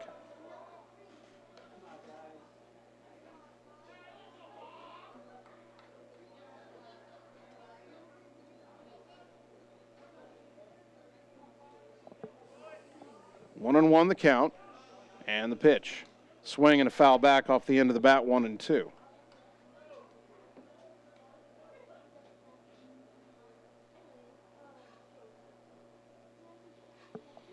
One ball, 2 strikes.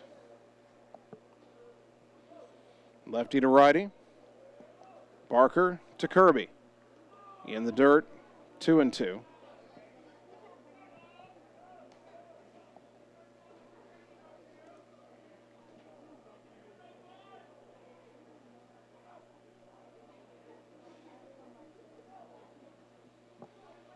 Tice from the windup.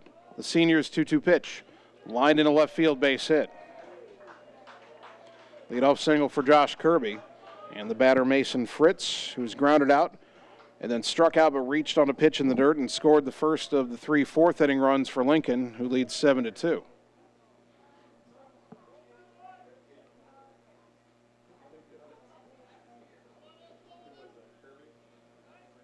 Now batting, number 19, Mason Fritz.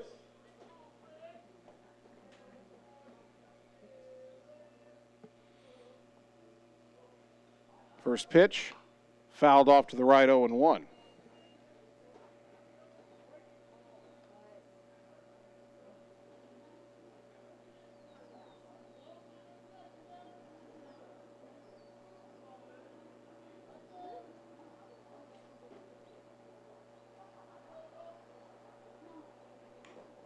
That pitch swung on and fouled at the plate, 0-2.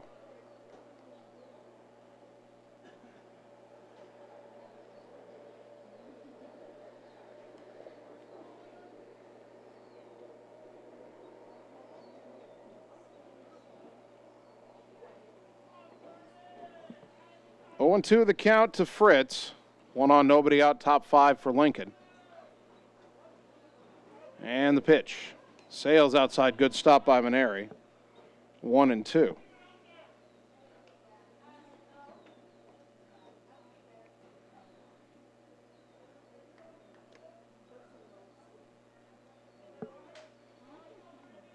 Short lead at first for Kirby.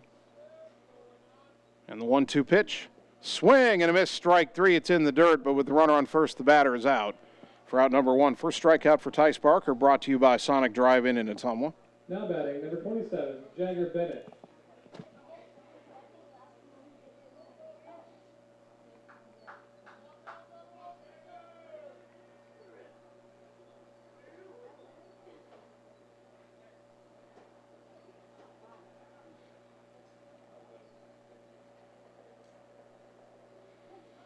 One on, one out, and the pitch to Jagger Bennett popped back into the right out of play 0-1.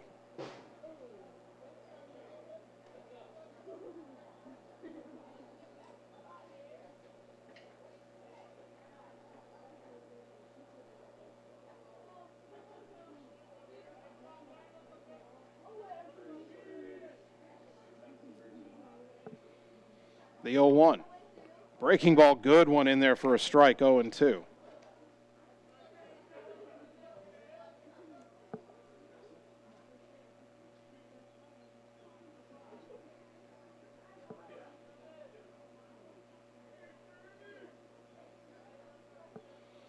No balls, 2 strikes. Time called at the plate by Bennett.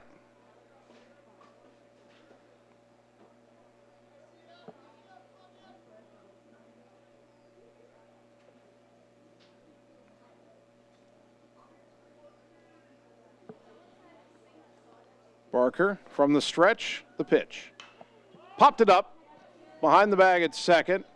Who wants it? It'll be the second, or the shortstop Thompson, actually right by the bag to make the catch, 2 down. That'll bring up the third baseman Leo Jones, and this was the turning point in that 4th inning. 2 on, nobody out, a 3-2 pitch. It looked for all the world like Jones had gone around. He tried to check his swing awkwardly, and somehow both the plate umpire and the base umpire said he didn't swing.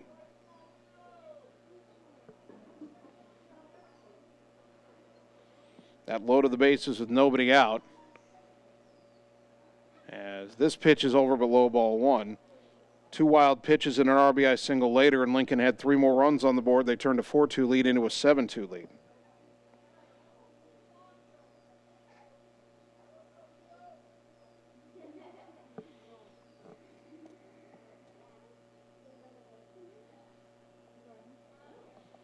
One ball, no strikes. Ottumwa down 7-2 here in the top of the 5th. The pitch, down and in, 2-0.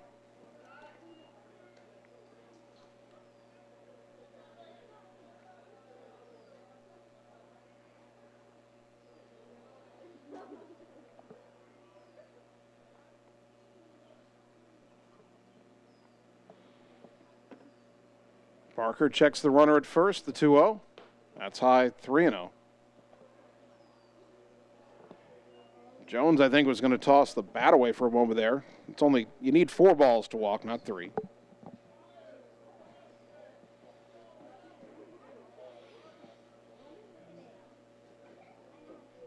Barker trying to put a 0 on the board here in the 5th inning, keep his team within 5. The 3-0 is low ball 4, and Jones reaches for the 3rd time. He's been hit by a pitch once and walked twice. That'll bring up Hayden Walker, who has laid down a sac bunt and popped out to second.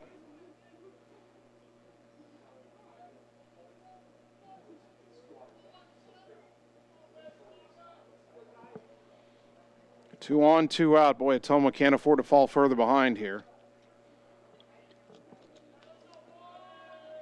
Already down 7-2 and getting late. Top of the 5th inning. The pitch in there for a strike, 0-1.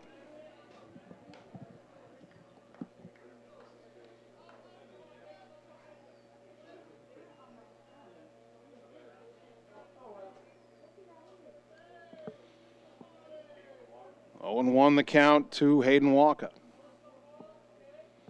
The pitch. Inside corner strike, 0-2.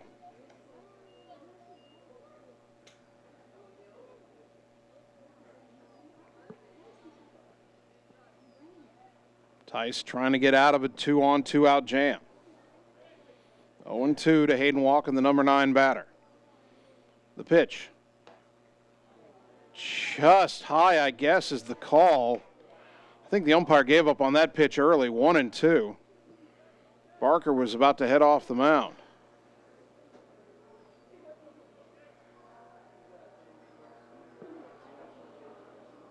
1-2 to Hayden Walker.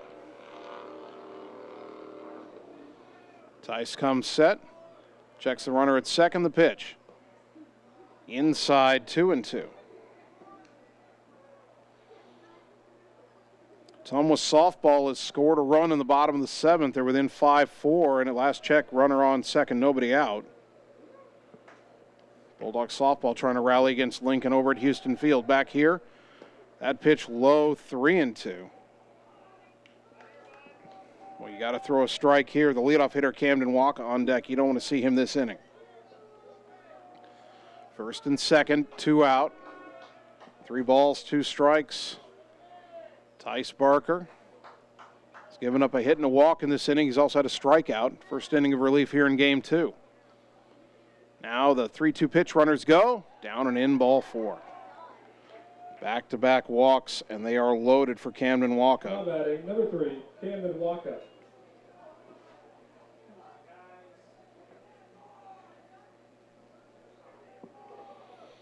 Walker has grounded out, hit 2 singles, scored a run, driven in a run. He grounded out against Barker to end game 1. First pitch here, up and away, ball 1.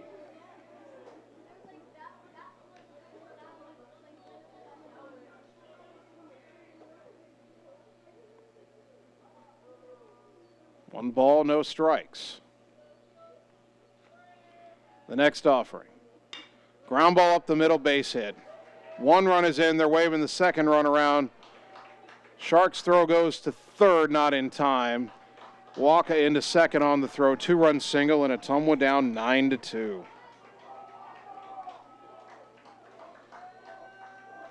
Now batting, number 9, Carson Booyer. That'll bring up Carson Booyer, who's 1 for 3 with an RBI single and a run.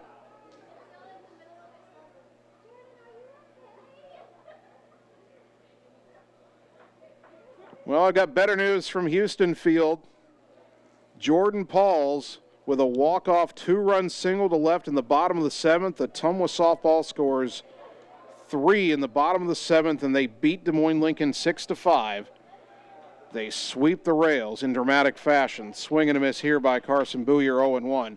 So now Ottumwa softball has clinched a tie for the Metro Conference title, and all they'll need to do is beat Des Moines Roosevelt once in 2 games next Tuesday to have the title all to themselves. They have a 2-game lead over Lincoln with 2 to play.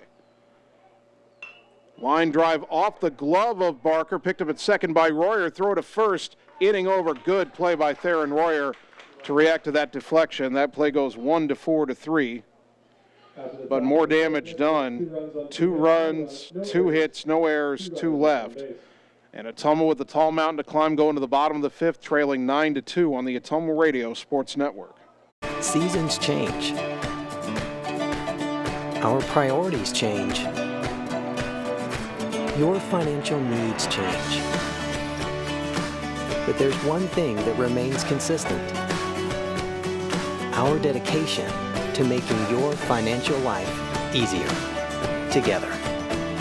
So let's get to know each other, because together is better.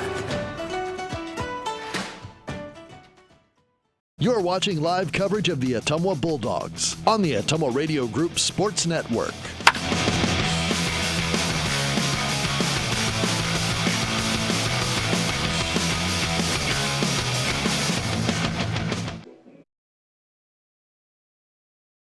Bottom of the 5th inning here at John Hart Stadium, and did not see this one coming.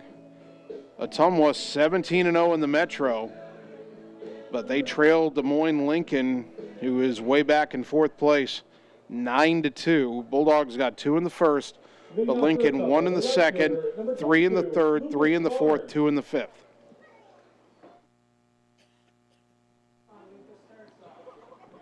Ottumwa needs a big rally here in the final 3 innings. Lucas Barnes will lead it off. Swing and a miss, 0-1. Barnes reached on a fielder's choice his first time up, 0-1. Ottumwa got 4 hits in the first inning off Luke Powers, but only 1 since. That pitch in the dirt, count even at a ball and a strike.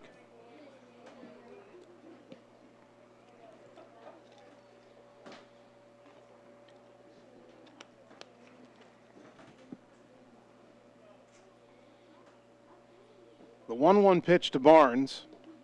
Low, 2-1.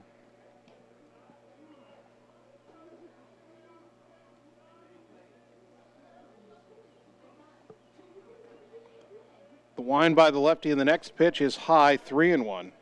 Yeah, if you're Ottumwa here, work counts, take pitches. If he's going to walk you, take the walk. We need base runners, a lot of them. Trailing by a touchdown, 9-2.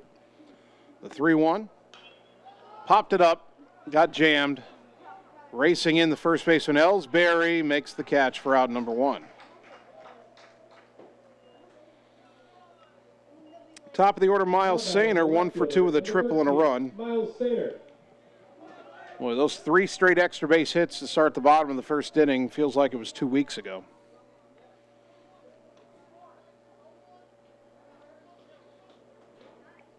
The only hit since the first inning is Adam Griner's 1-out single in the third, and that was erased on a 6-3 double play 1 hitter later. That pitch outside to Sainer, ball 1.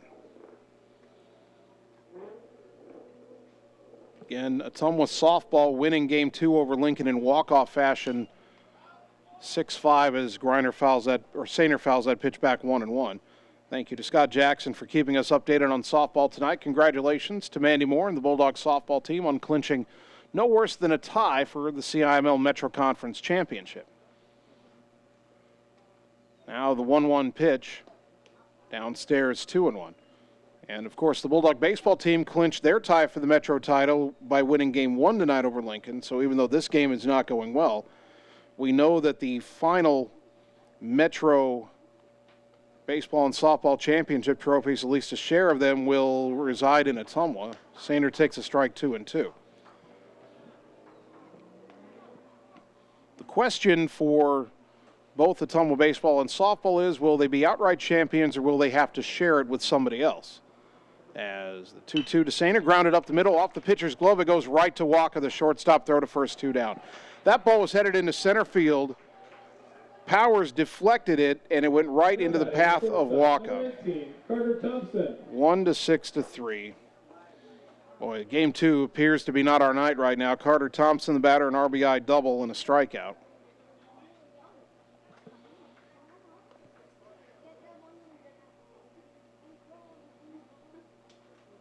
Two out, nobody on here in the bottom of the 5th.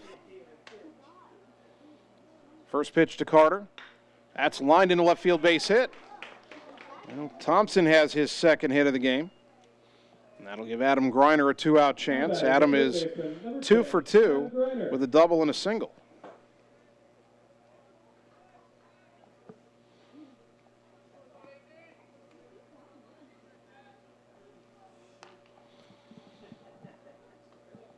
Now, if Ottumwa does not come back from this deficit, then they'll go to Roosevelt on Tuesday, still ahead of the Rough Riders by 2 games, as Griner swings and misses 0-1. And Ottumwa would need to win 1 out of 2 at Roosevelt to win the Metro outright. If they were to get swept by Roosevelt, they'd share the title. Last year, Ottumwa had to share the title with Roosevelt after Roosevelt swept them at home. Bulldogs don't want to repeat that on the road. The 0-1, swing and a miss, 0-2. Griner's flailed at 2 breaking balls in the dirt. For the Bulldogs softball team, they go into the final doubleheader at Roosevelt with a 2-game lead over Lincoln. And Ottumwa softball will also need just 1 win at Roosevelt to wrap it up. Pitch downstairs, 1 ball, 2 strikes.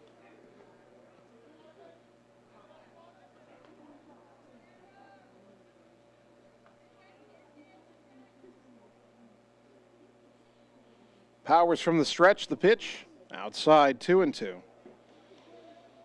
2-2 to Griner. I don't believe he's seen a pitch in the zone in this at-bat. He swung at 2 pitches down low, then he's laid off the last 2. Thompson at first, 2 down, bottom 5. Ottumwa down 9-2. The pitch. Big breaking ball, called strike 3, and the inning is over.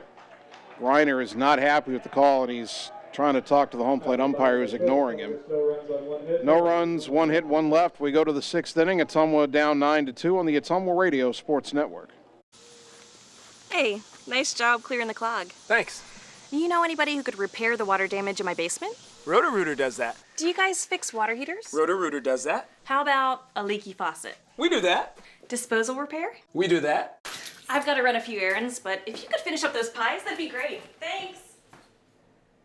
And away go troubles down the drain. Pies. Okay. You're watching live coverage of the Ottumwa Bulldogs on the Ottumwa Radio Group Sports Network.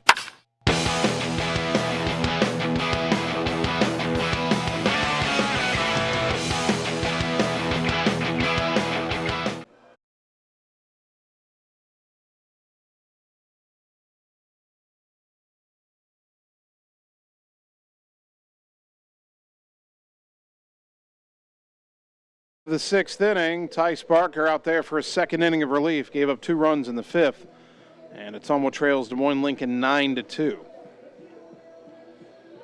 Each team has 6 hits, but Ottumwa has been a lot sloppier. They've committed 3 errors. Now batting, number 33, Caden Ellsbury. A couple of runs have scored on 3 runs in this game for Lincoln have scored on wild pitches. Caden Ellsbury will lead it off. He's 1 for 2 with an RBI double. He's been hit by a pitch.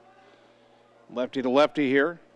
Barker brings it home, and it's high, ball 1.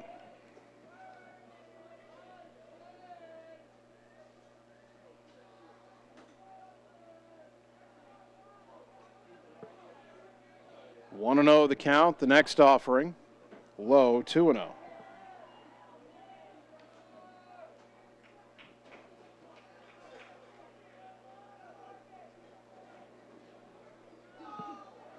Two balls, no strikes. That pitch on the inside corner for a called strike, 2-1 to Ellsbury.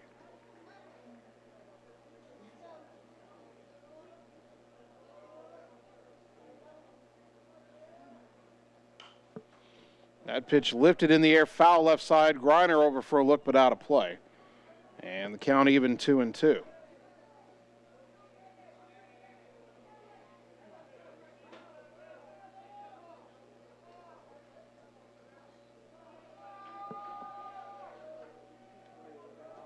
Two balls, 2 strikes.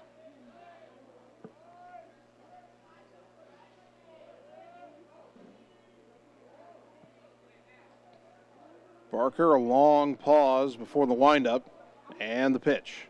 Swing and a miss, strike 3. Took something off there and got him for out number 1. Second strikeout for Tice, brought to you by Sonic Drive-In in Ottumwa.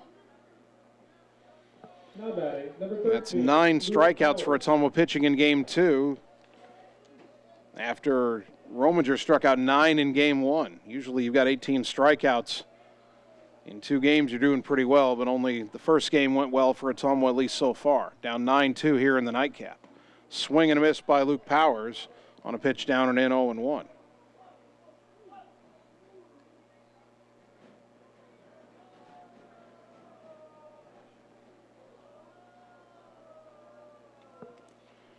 That pitch in there for a strike, and the count 0-2.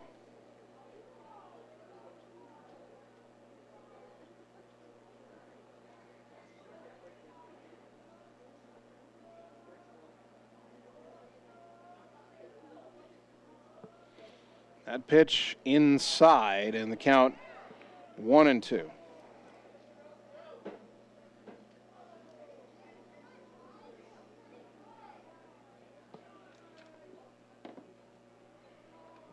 The 1-2 pitch, blown away 2-2.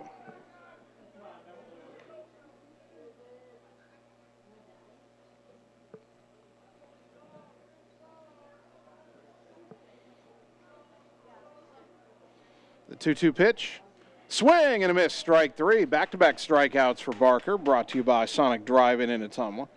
10 Ks by Ottumwa pitching here in game 2. And that'll bring up Josh Kirby, who is 1 for 3 with a single and a run.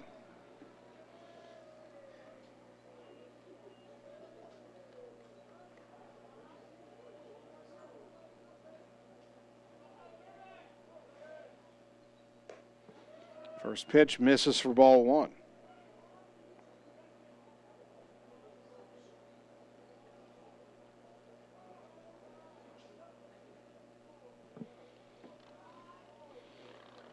Lefty to righty, the 1-0. Chopper foul, third base side. Nice pick by Lincoln head coach Jacob Hugan. 1 ball, 1 strike.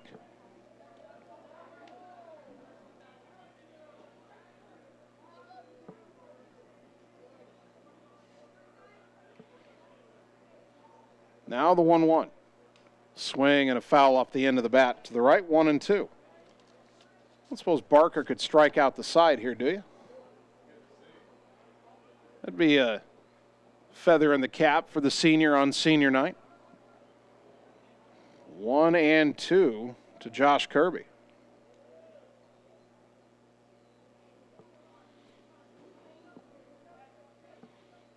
The pitch, up and away, 2-2.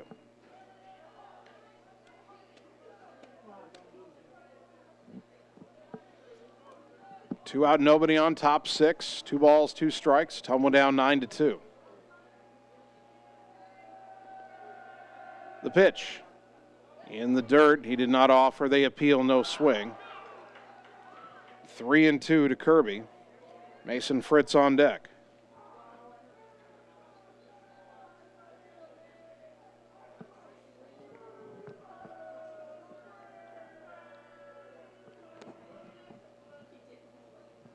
Barker getting the sign from the catcher Camineri. The 3-2 pitch. Outside, ball 4. That'll bring up Mason Fritz, who's 0 for 3. Struck out twice, but has scored a run.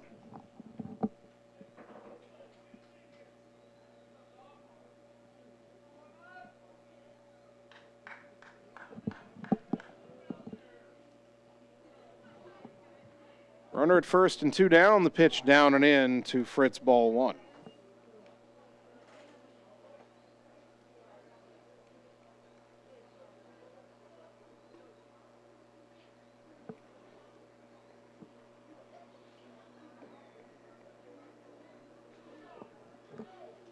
The 1-0 pitch comes in well high, and it's 2-0.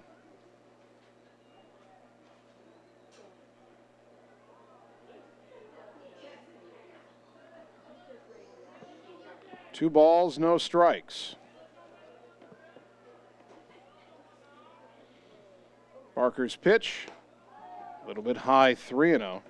Boy, the secondary lead that Josh Kirby is getting at first, I'm wondering if Camineri shouldn't have snapped a throw down there behind him. 3-0 to Fritz, and all of a sudden, Barker in danger of walking back-to-back hitters. Runner starts, stops, and goes again. Pitch is a strike, and down to second without a throw is Josh Kirby because, you know, stealing a base when you're up 7 is so cool. 3-1 the count.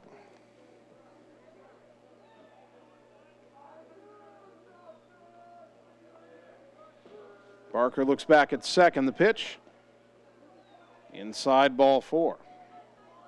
That renders the steal a little moot. Back-to-back walks, and the batter, Jagger Bennett, who was struck out, reached on an error and popped out. Luke Gomath, the pitching coach, out to talk to Tice Barker.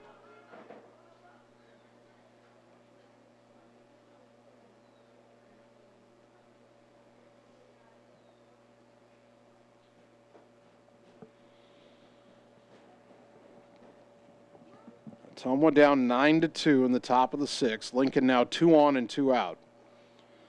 Obviously down 7 with only 6 outs left offensively. Your comeback hopes are on life support, but you certainly do not want to fall any further behind. And I can't believe I'm even going to mention this, but Bennett at the plate would represent a run that could potentially end this game early,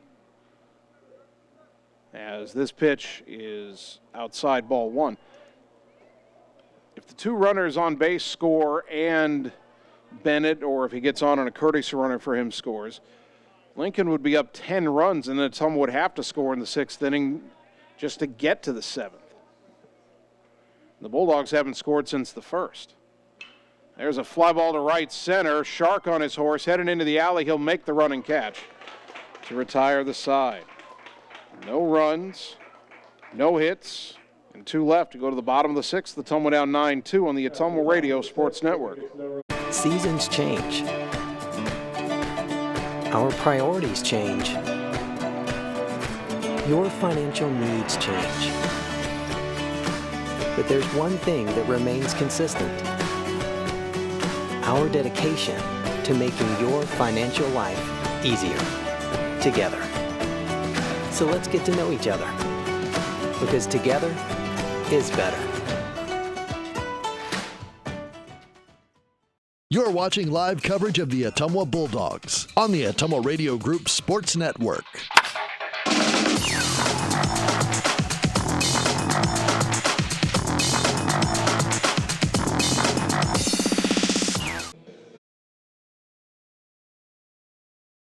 Bottom of the 6th inning, and realistically speaking, if you're Ottumwa and you want to come back and win this game, you're going to have to start it now. Des Moines Lincoln 9, Ottumwa 2. Now, Lincoln's pitching staff has not been all that good this year. Luke Powers is pitching well tonight, and his pitch count is only at 78. But if you could get something going here and make them go to their bullpen, then you're probably looking at some pitching you could hit. But if you're Ottumwa, you need to at least get something back in this inning. You don't want to have to put a 7 spot on the board in the final inning.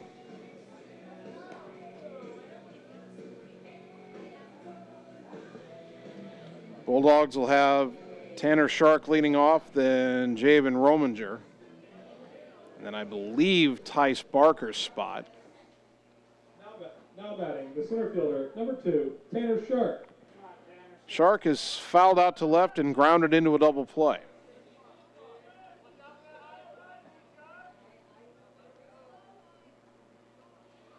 Lefty-lefty matchup here. Powers winds and delivers. Shark showed bunt, pulled the bat back, pitch was low, 1-0. Powers is throwing a lot of off-speed stuff. Mostly he's trying to make that breaking ball dip low until he gets ahead, and then he's trying to wait for the right moment to throw the breaking ball in the zone. There's a fastball fouled off to the left, and the count even 1-1. Shark cutting at a rare fastball from Luke Powers. Powers has allowed 6 hits, only 2 since the first inning. He's walked 2, as the 1-1 is in there for a strike 1 and 2. And he struck out 3.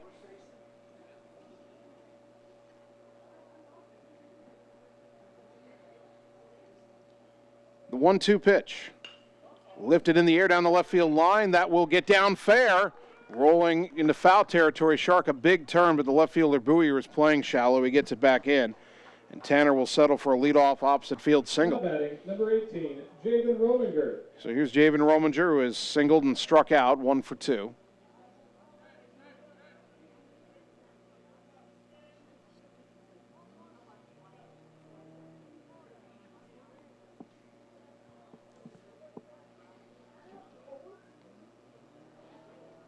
Boy, the third baseman, Jones, is in on the edge of the grass. Javen swings and fouls it back 0-1. There's no way in God's green earth that Javen is bunting here. You're down 7 in the 6th inning. 0-1 the count, throw to first, not in time. I would say there's a low chance of Shark running. Now, Tanner is Ottumwa's leading base stealer, but Powers, being a lefty with a good move, has neutralized Ottumwa's run game when we've had runners, and we haven't had many. There's a liner into left field, base hit. Past the drawn-in Jones at third. 2 on, nobody out. And Jared Mitchell will bat in the pitcher's spot. He's hitting for Tice Barker. Now batting, number 15, Jared Mitchell. Mitchell hitting .211 with 6 runs batted in.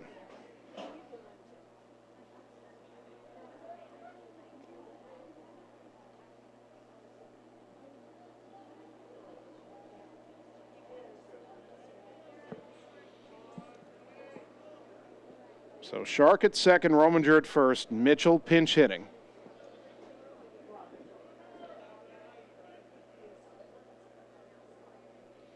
Cam Maneri on deck. Remember, Maneri came in for Dalton Dowd in the top of the fifth inning.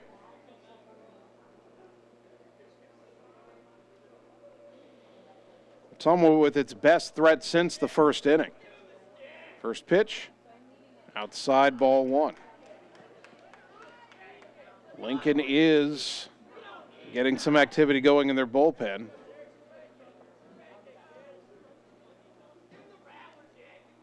The 1-0. In the dirt, and it got a piece of Mitchell's foot. Hit batter, bases loaded, nobody out. Now, will Ottumwa run for Mitchell here? Cam Maneri, the batter. Cam was 1 for 3 with a double in game one.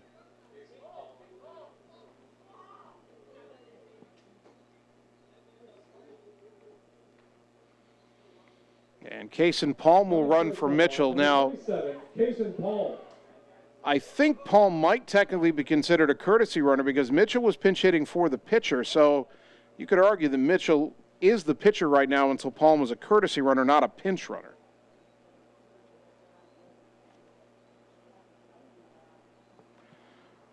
Lincoln having a conference on the mound here.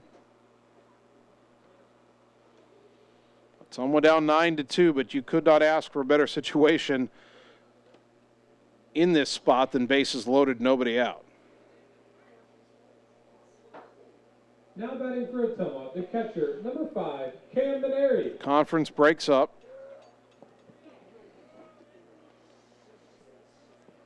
Lincoln, I believe, has Gage Decker warming up in their bullpen. Decker was their game one third baseman, did not start game two. I thought I saw number 10. Although now he's pitching towards us in the bullpen, and it's hard to see. At any rate, here's Maneri. Corner infielder's in. Pitch low and away, ball one.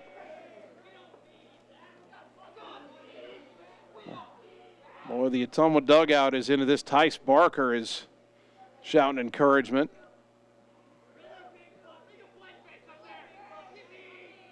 The 1-0. In there for a strike, 1-1. Cam taking all the way. You're not going to go fishing early in this situation. 1-1 to the freshman catcher, Cam Maneri. Bases loaded, nobody out. The pitch.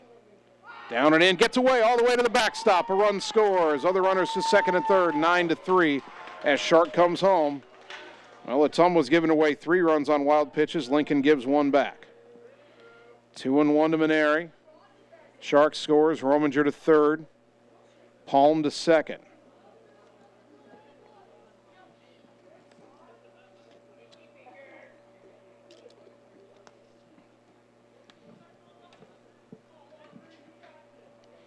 Ottumwa within 6, 9-3. Maneri digs back in.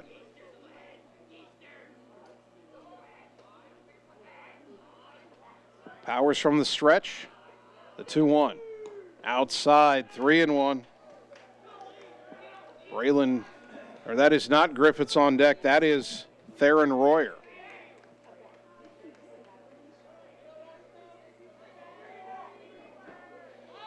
Three and 1 to Cam. The pitch. High, ball 4. They're loaded again. Another walk brought to you by Marvin Boyer with Shelter Insurance in Ottumwa. We should get Luke Gravy to run for the Cambino again.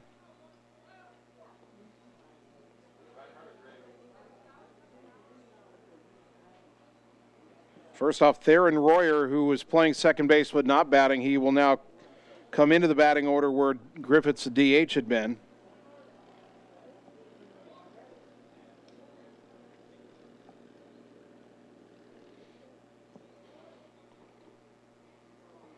And this time, it'll be Luke Reinhardt out of the dugout to be the runner. Number 8, Luke Reinhardt. And now batting, number 16, Theron Royer. So Reinhardt at first, Palm at second, Rominger at third, and Theron Royer will get an at-bat on senior night. Ottumwa down 9-3, but threatening bases loaded, nobody out. Royer hitting .235. He's driven in 3. Coach Yeager with a word of advice for him before he stands in. Corner infielders in, middle infielders double play depth, the pitch. Outside corner strike, 0-1.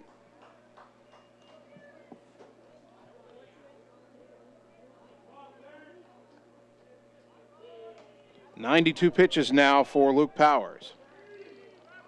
Time called at the plate.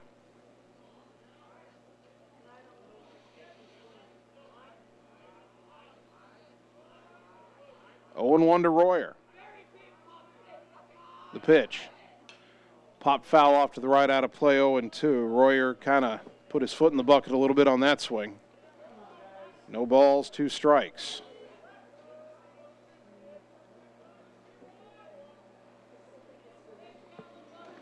Bases loaded, nobody out. Ottumwa down 6 in the bottom of the 6th inning. The 0-2.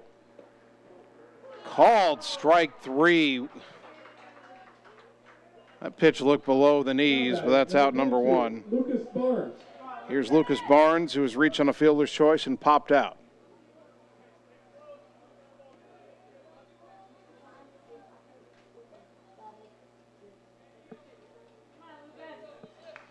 Bases loaded and 1 out.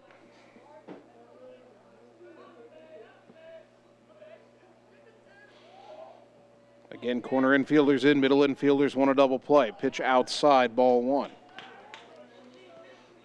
Right now, Royer probably wondering why Powers couldn't find the zone to any other hitter this inning, but threw 3 strikes to him.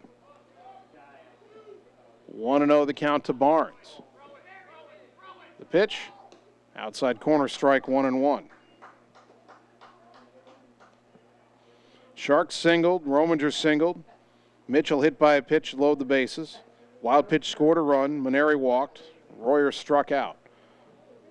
1 ball, 1 strike to Barnes. Lefty to righty. The pitch. Swing and a foul back, 1-2.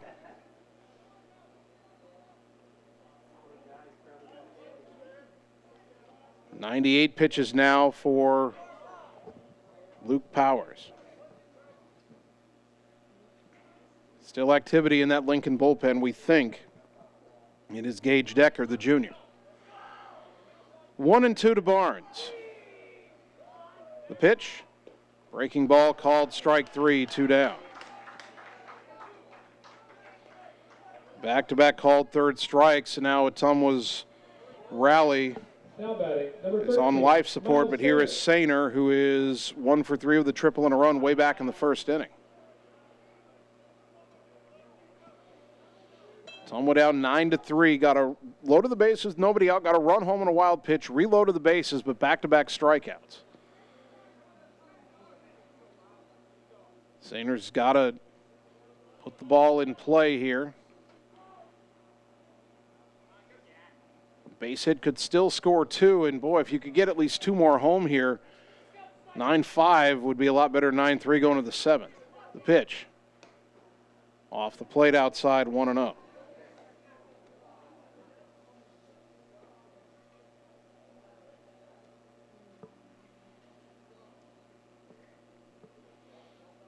Powers comes set.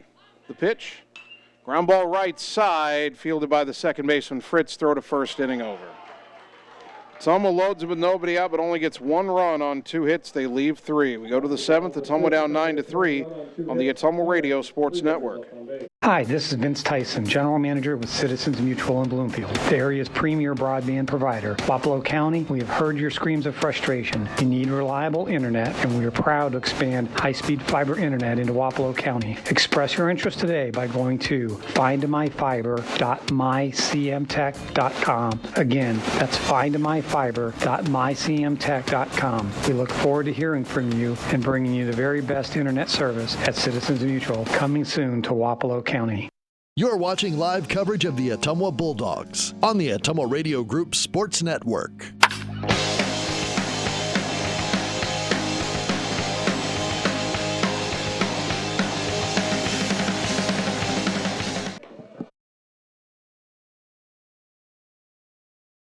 Top of the 7th inning, and the new pitcher for Ottumwa is right-hander A.J. Guest.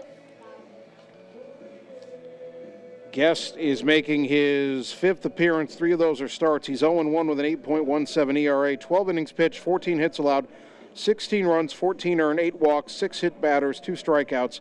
Opponents hitting .212 against him.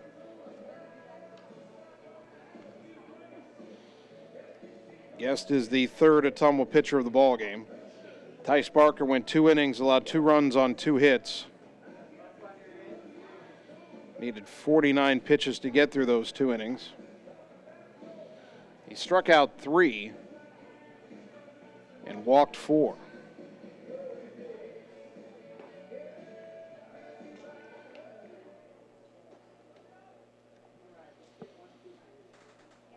Now pitching for Ottumwa, number 17, A.J. Guest. 8-9-1 due up for the Rails. Number 22, Leo Jones. Leo Jones has been hit by a pitch once, walked twice. He's scored 3 times. Ottumwa down 9-3, top 7. First pitch, swing and a miss, strike 1.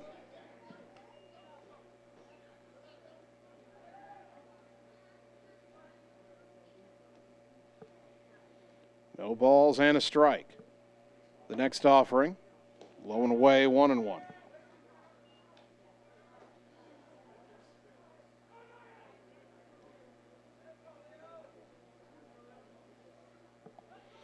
A.J. winds and fires, and the pitch is up and in, 2-1 to Jones.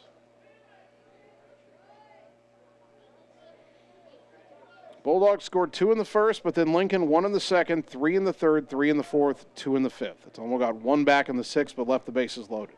Swing and a miss on an inside pitch, and the count even to Jones at 2-2. Ottumwa out hitting Lincoln 8-6, but trailing 9-3. Bulldogs have been their own worst enemy in this game. Breaking ball, swing and a miss, strike 3 for out number 1. A.J. Guest with a strikeout, brought to you by Sonic Drive-In in Ottumwa. Now batting, number 4, Hayden Waka. This is the 11th strikeout in this game by Ottumwa pitching, the 20th in the doubleheader. Hayden Waka, the batter, 0 for 1 with a sac bunt and a walk.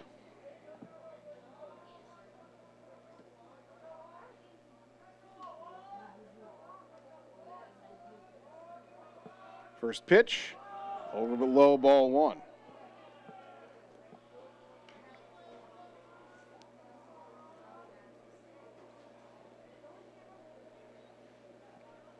The wind by Guest in the 1-0. Sails in high, 2-0.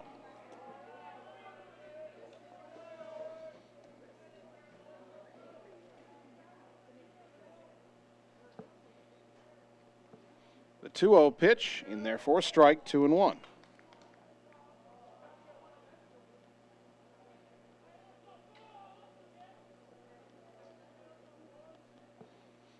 That pitch popped foul, backing out of play, and the count even at 2-2.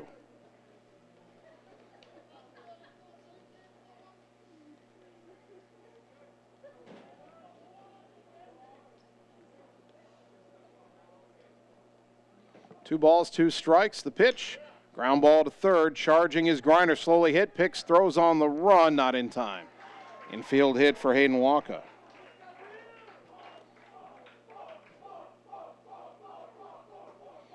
That'll bring up Camden Waka, who is 3 for 4 with 3 singles, 3 RBI, and a run.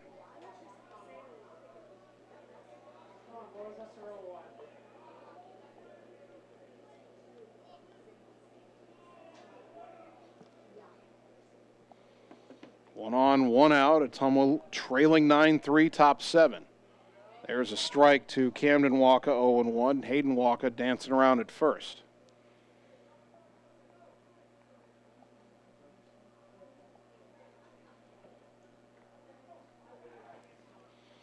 A.J. comes set.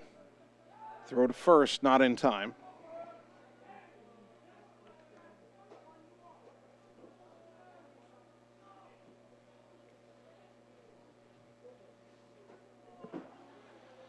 Now the 0-1. Sails over his head, runner goes. Throw down to second, not in time. Hayden Waka steals second with a 6-run lead in the 7th inning. 1 ball, 1 strike.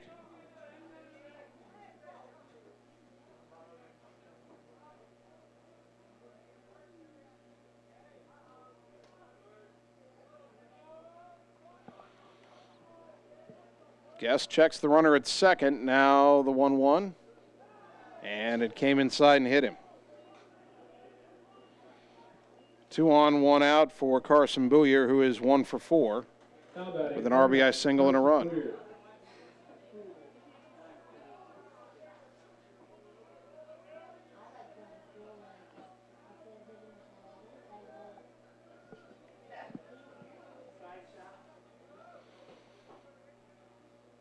AJ, a look back at second in the pitch. Threw it in the dirt. Good stop by Camineri, ball 1.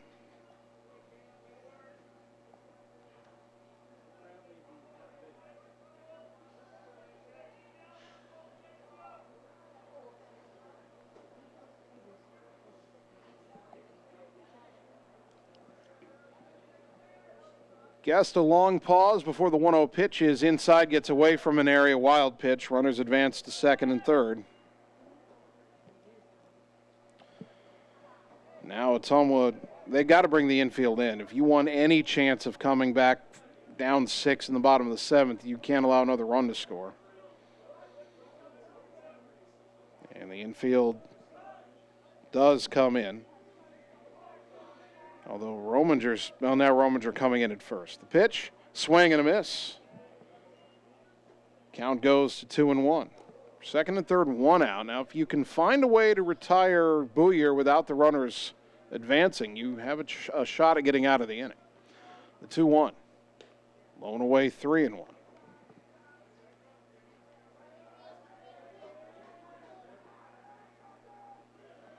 Three balls and a strike. The pitch, low ball 4. They're loaded on a single, a hit batter, and a walk. Caden Ellsbury, the batter, Number 33. 1 for 3, a 2-run double, a couple of strikeouts. Well, now Ottumwa will have the middle infield hope to turn 2. Ellsbury doesn't run all that well.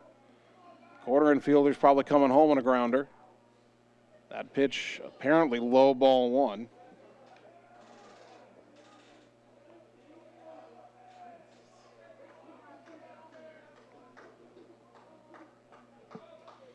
The wind and the 1-0.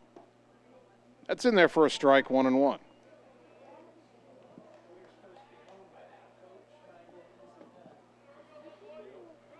Bases loaded, 1 out, top 7. Ottumwa down to Lincoln 9-3. The Rails looking to totally blow it open.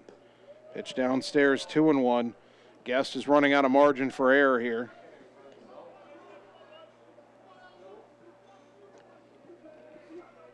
At some point, you just got to throw a strike and hope for the best.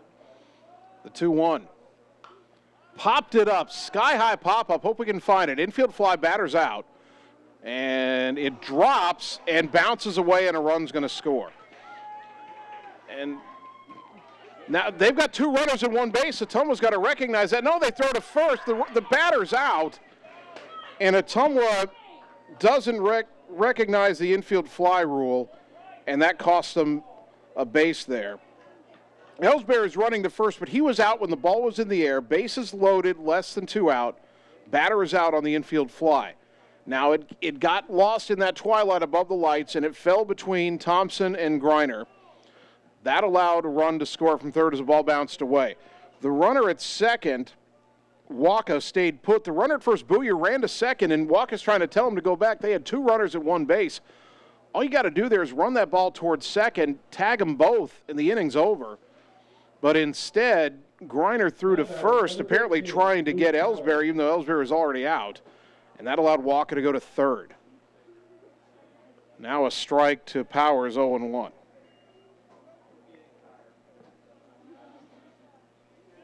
The next offering,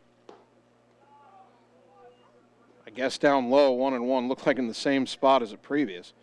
So that'll go in the books as a pop out to third. There's a swing and a miss, strike 2, but then that run scores on an error. It's not a hit. The other runner's advance. Can't be a hit when the batter's out. The 1-2. And it hit him, and that'll reload the bases. Hit him in the leg.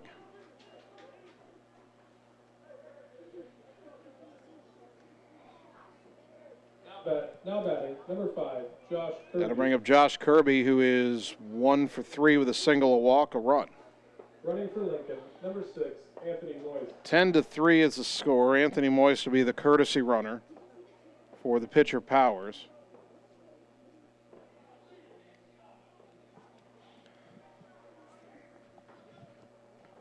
I don't necessarily blame Ottumwa for not catching that pop fly. I've been doing these games a decade, and I've seen a lot of high pop-ups in the night sky get lost up there.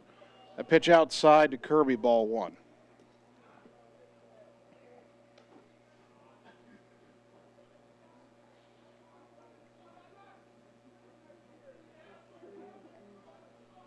Guest into the windup in the 1-0. Swing and a miss, 1 ball, 1 strike.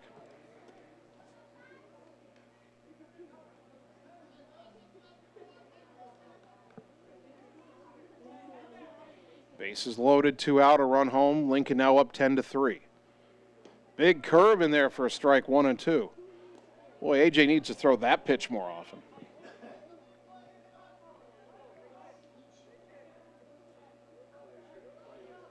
One ball, 2 strikes. The pitch, liner up the middle, base hit. Around third is Boyer following Walker, and 2 more runs scored, and it's 12-3 on the 2-run single by Josh Kirby.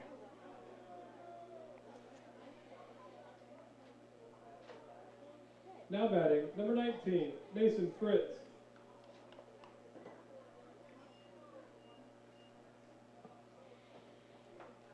Mason Fritz, the batter. 0 for 3 with a walk. The pitch. Chopper in front of the plate, fair ball, bobbled by Maneri, picks it up, throw to first, inning over. But 3 more runs score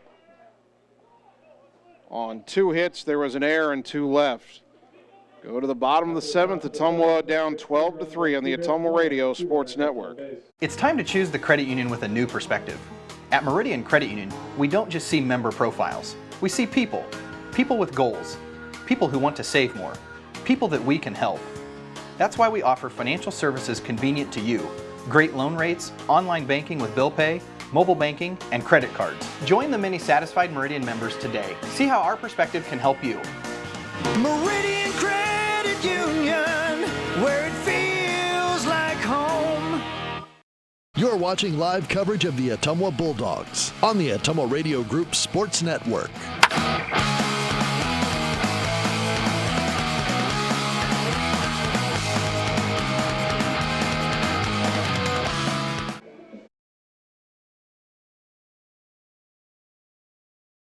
Of the 7th inning, and barring one of the great comebacks of all time, Ottumwa will miss its chance to wrap up an outright CIML Metro Conference championship. They trailed Des Moines Lincoln game 2 12-3. Ottumwa did win game 1 7-1, and that gave them no worse than a share of the conference title, but unless they score at least 9 runs here, they will have to go to Roosevelt leading the Rough Riders by 2 games with the doubleheader left to play on Tuesday. Carter Thompson will lead it off. He's 2 for 3 with a double, a single, an RBI, and a run. First pitch, inside corner strike from Luke Powers. 0-1. Powers just threw pitch number 101. Kind of surprised they're leaving him out there to finish it. The 0-1. Up and away, 1 ball, 1 strike.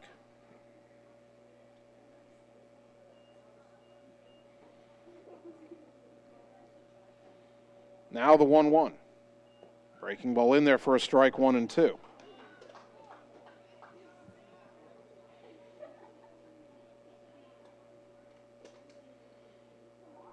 The left-hander is 1-2 to Thompson. Chopper to the right side. The second baseman Fritz to his left. Throw to first, 1 down. Now batting, number 10. That brings up Adam Greiner, 2 for 3. A double, a single, and an RBI.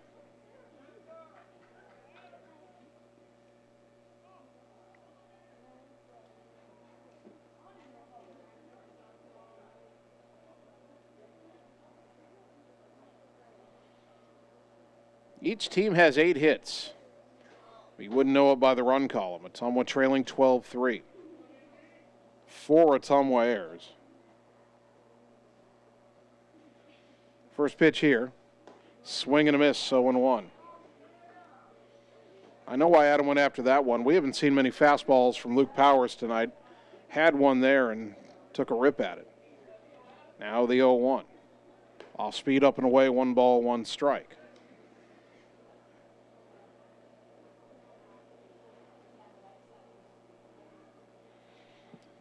The 1-1 to Adam.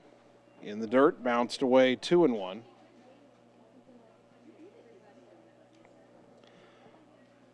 I have Luke Powers at 107 pitches.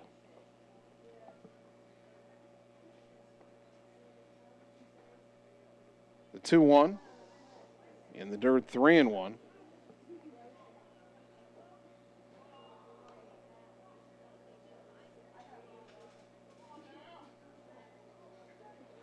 Three balls and a strike. Hitters count for Griner. And the pitch, fouled back, 3-2. So if my count is right, this would be pitch 110 for Powers, so Griner should be his last batter. If my count is correct. The 3-2. Down low, ball 4, 1 out walk.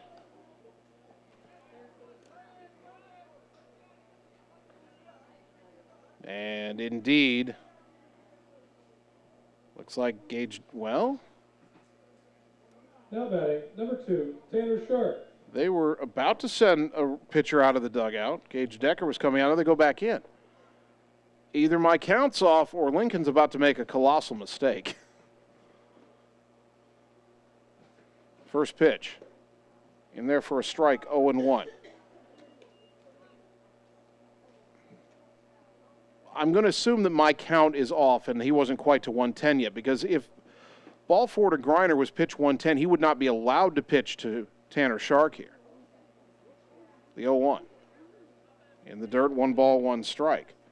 I wonder what Ottumwa's count is right now.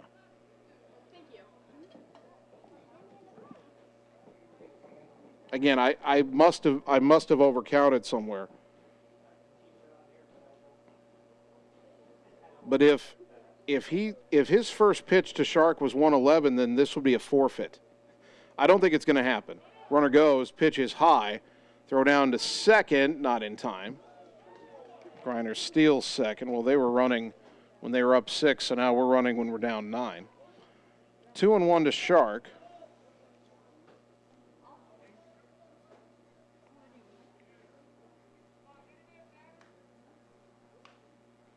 Someone down 12-3. Some fireworks go off in the distance as that pitch, buzzed the tower on Tanner, got out of the way, 3-1.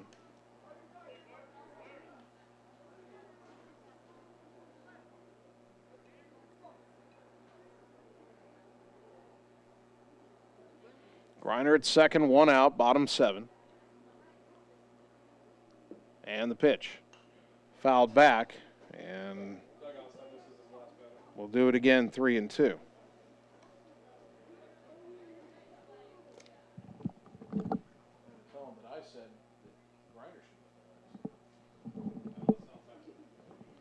Three balls, 2 strikes.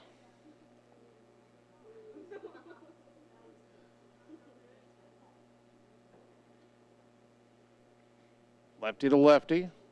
Powers to Shark. Sails high, ball 4. Back-to-back walks here with 1 out. That's got to be the last batter. And, yep, out of the dugout comes the coach and the reliever, Gage Decker. It's called to the bullpen. We'll take 30 seconds, come back, and tell you about the new pitcher on the Ottumwa Radio Sports Network. It's more than an education. It's more than a degree. William Penn University is alive with opportunity. Opportunity in a diverse student body. Opportunity in a staff that works with your budget. Opportunity in over 30 programs of study. Opportunity in a classroom where your voice is heard. Find your future and the opportunities waiting for you. Start your planning today at wmpenn.edu and see why William Penn University is alive with opportunity. You're watching live coverage of the Ottumwa Bulldogs on the Ottumwa Radio Group Sports Network.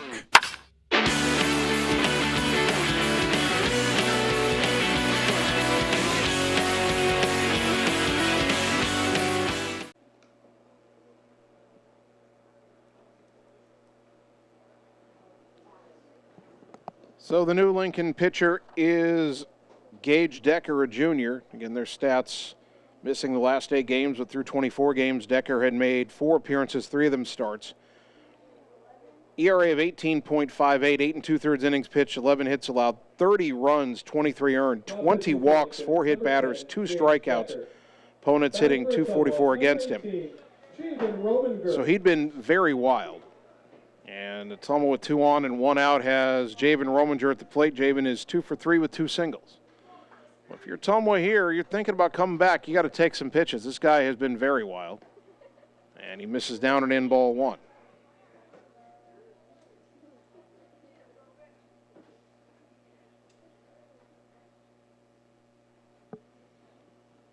The 1-0, low and away, 2-0.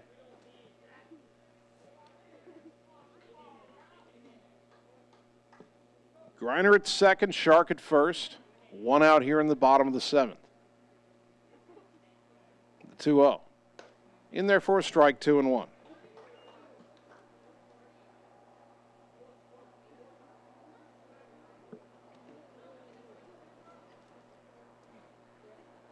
The right-hander from the stretch.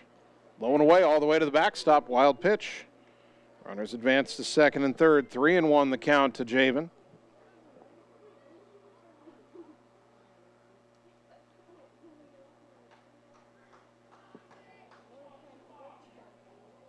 And this is kind of interesting. Tucker Long is on deck. Long began the game batting in the 6th spot as a starting pitcher, lifted after 4 innings. Since then, we've seen Tice Barker, Jared Mitchell, A.J. Guest all go through there. That pitch low, ball 4. 3 walks in a row brought to you by Marvin Borey with Shelter Insurance in Ottumwa. And Tucker Long will be reinserted to bat here in the bottom of the 7th inning. Well, that's a quirk of the high school rules that allow starters to be reinserted after being taken out of a game. Long was 0 for 1 with a walk before departing. And again, since then, Tice Barber's been in this spot in the batting order, but didn't take an at-bat. Jared Mitchell hit for Barker, got hit by a pitch. We had I think Cason Palm was a courtesy runner because Mitchell was technically the pitcher at that point. Then A.J. Guest was in the spot, and now Long back in there. Bases loaded, and he takes a strike from Decker, 0-1.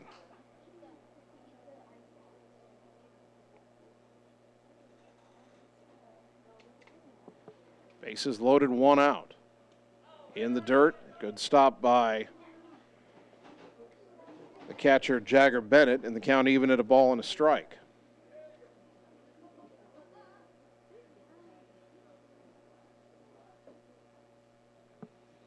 That pitch poked foul off to the left out of play, 1-2.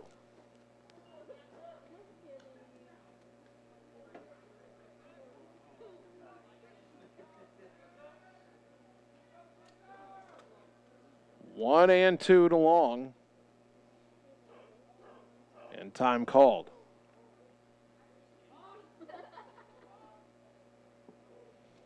Cam Maneri on deck. Ottumwa down 12-3, a long way to go, but they've got 3 on. And a late swing and a foul back by Long. He'll stay alive at 1-2.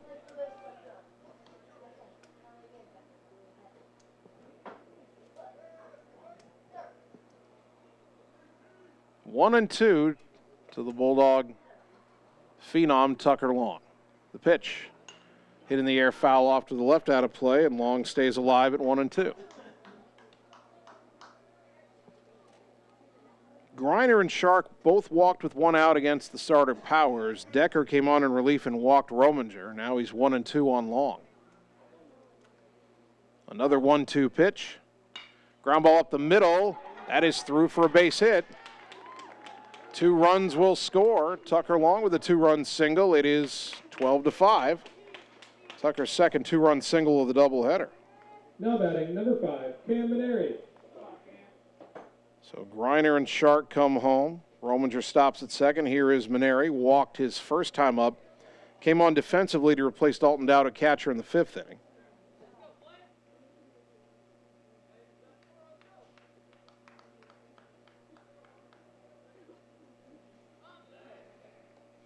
See if the Cambino can keep things going here. The pitch. Down and in, ball 1.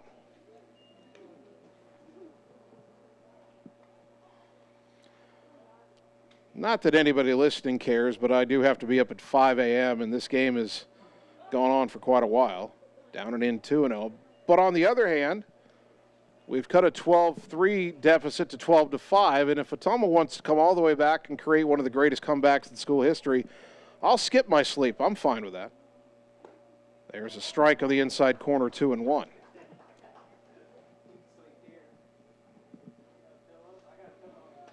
No, Craig, I'm not sleeping in the press box, but thank you. Now the 2-1. Low and away, 3-1. Again, Decker, the pitcher they brought in, has walked a ton of batters this season. If Ottumwa just wants to wait him out, who knows? The 3-1, ball 4, low and away. Second walk he's issued, 4th of the inning, brought to you by Marvin Boyer with Shelter Insurance.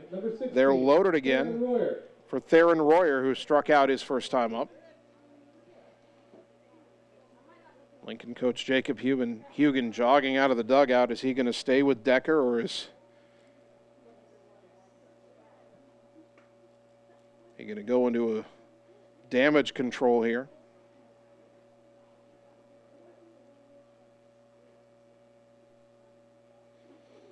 Ottumwa down 12-5, 2 runs home in the inning, and the bases are loaded.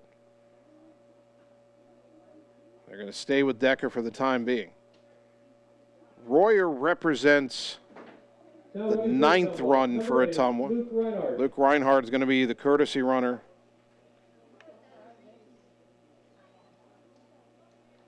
For Cam Maneri. And Royer will stand in. So Royer represents the 9th run. Keep getting guys on base. Carter Thompson would be the tying run right now. That's 4 spots away. Again, the odds are still very low, but after the opening out in this inning, 5 straight Bulldogs have reached. 2 have scored, 3 on base. And now here's Royer. Decker from the windup, the pitch. High fly ball to center. Going back, Guerrero. Still going back. Falls down. Did he drop it?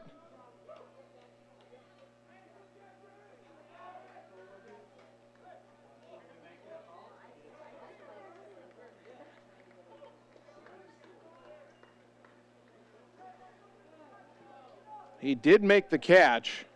Tagging and scoring is Rominger. Over to third is now batting, number 22, Lucas Barnes.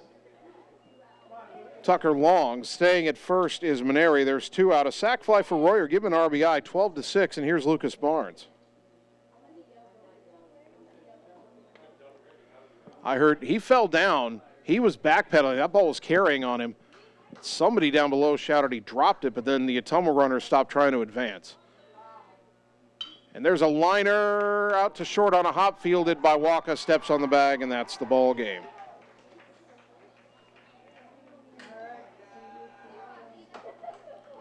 So Ottumwa gets 3 runs in the bottom of the 7th, but they fall by a final of 12-6. We'll take 3 minutes, come back, and wrap it up on the Ottumwa Radio Sports Network. Seasons change. Our priorities change. Your financial needs change. But there's one thing that remains consistent.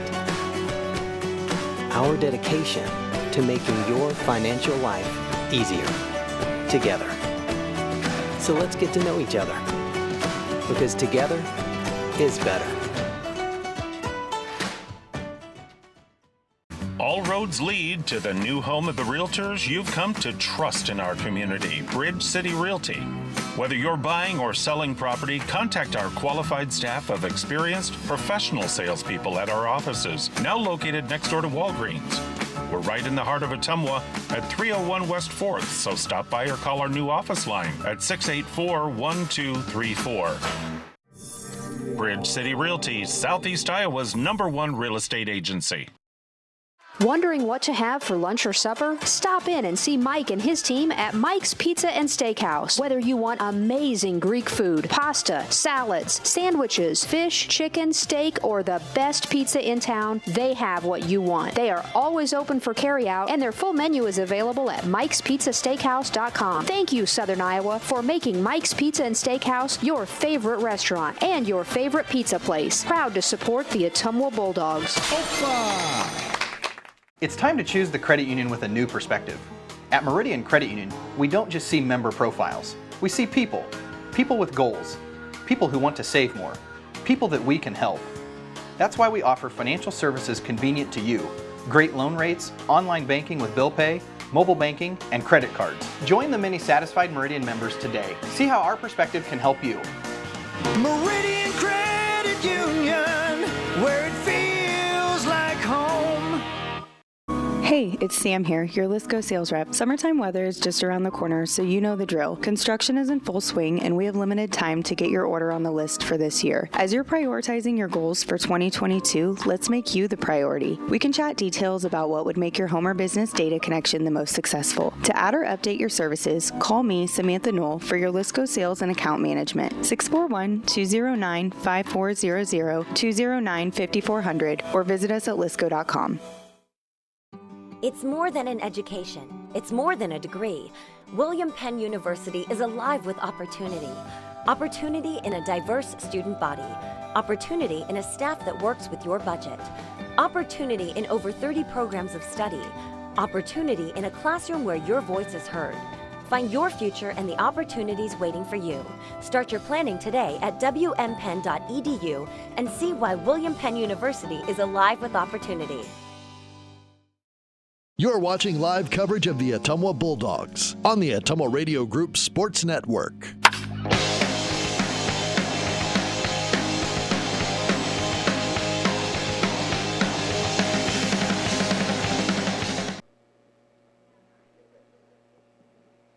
And welcome back one final time to John Hart Stadium, where your Ottumwa baseball team splits with Des Moines Lincoln tonight. They won the opener 7-1. But the Railsplitters win the nightcap 12-6. The totals for Des Moines Lincoln: 12 runs, 8 hits, 1 error, 9 left on base. Luke Powers, the winning pitcher. For Ottumwa, 6 runs, 9 hits, 4 errors, 10 left on base. Tucker Long, the loss. The ball game took 2 hours and 28 minutes to complete. Ottumwa now 22-14, 17-1 in the CML Metro Conference. Lincoln improves to 8-26, 7-11 in Metro Conference play. The Bulldogs still have a 2-game lead in the Metro over Des Moines Roosevelt with 2 to play, so Ottumwa has clinched a tie for the CIML Metro Conference title.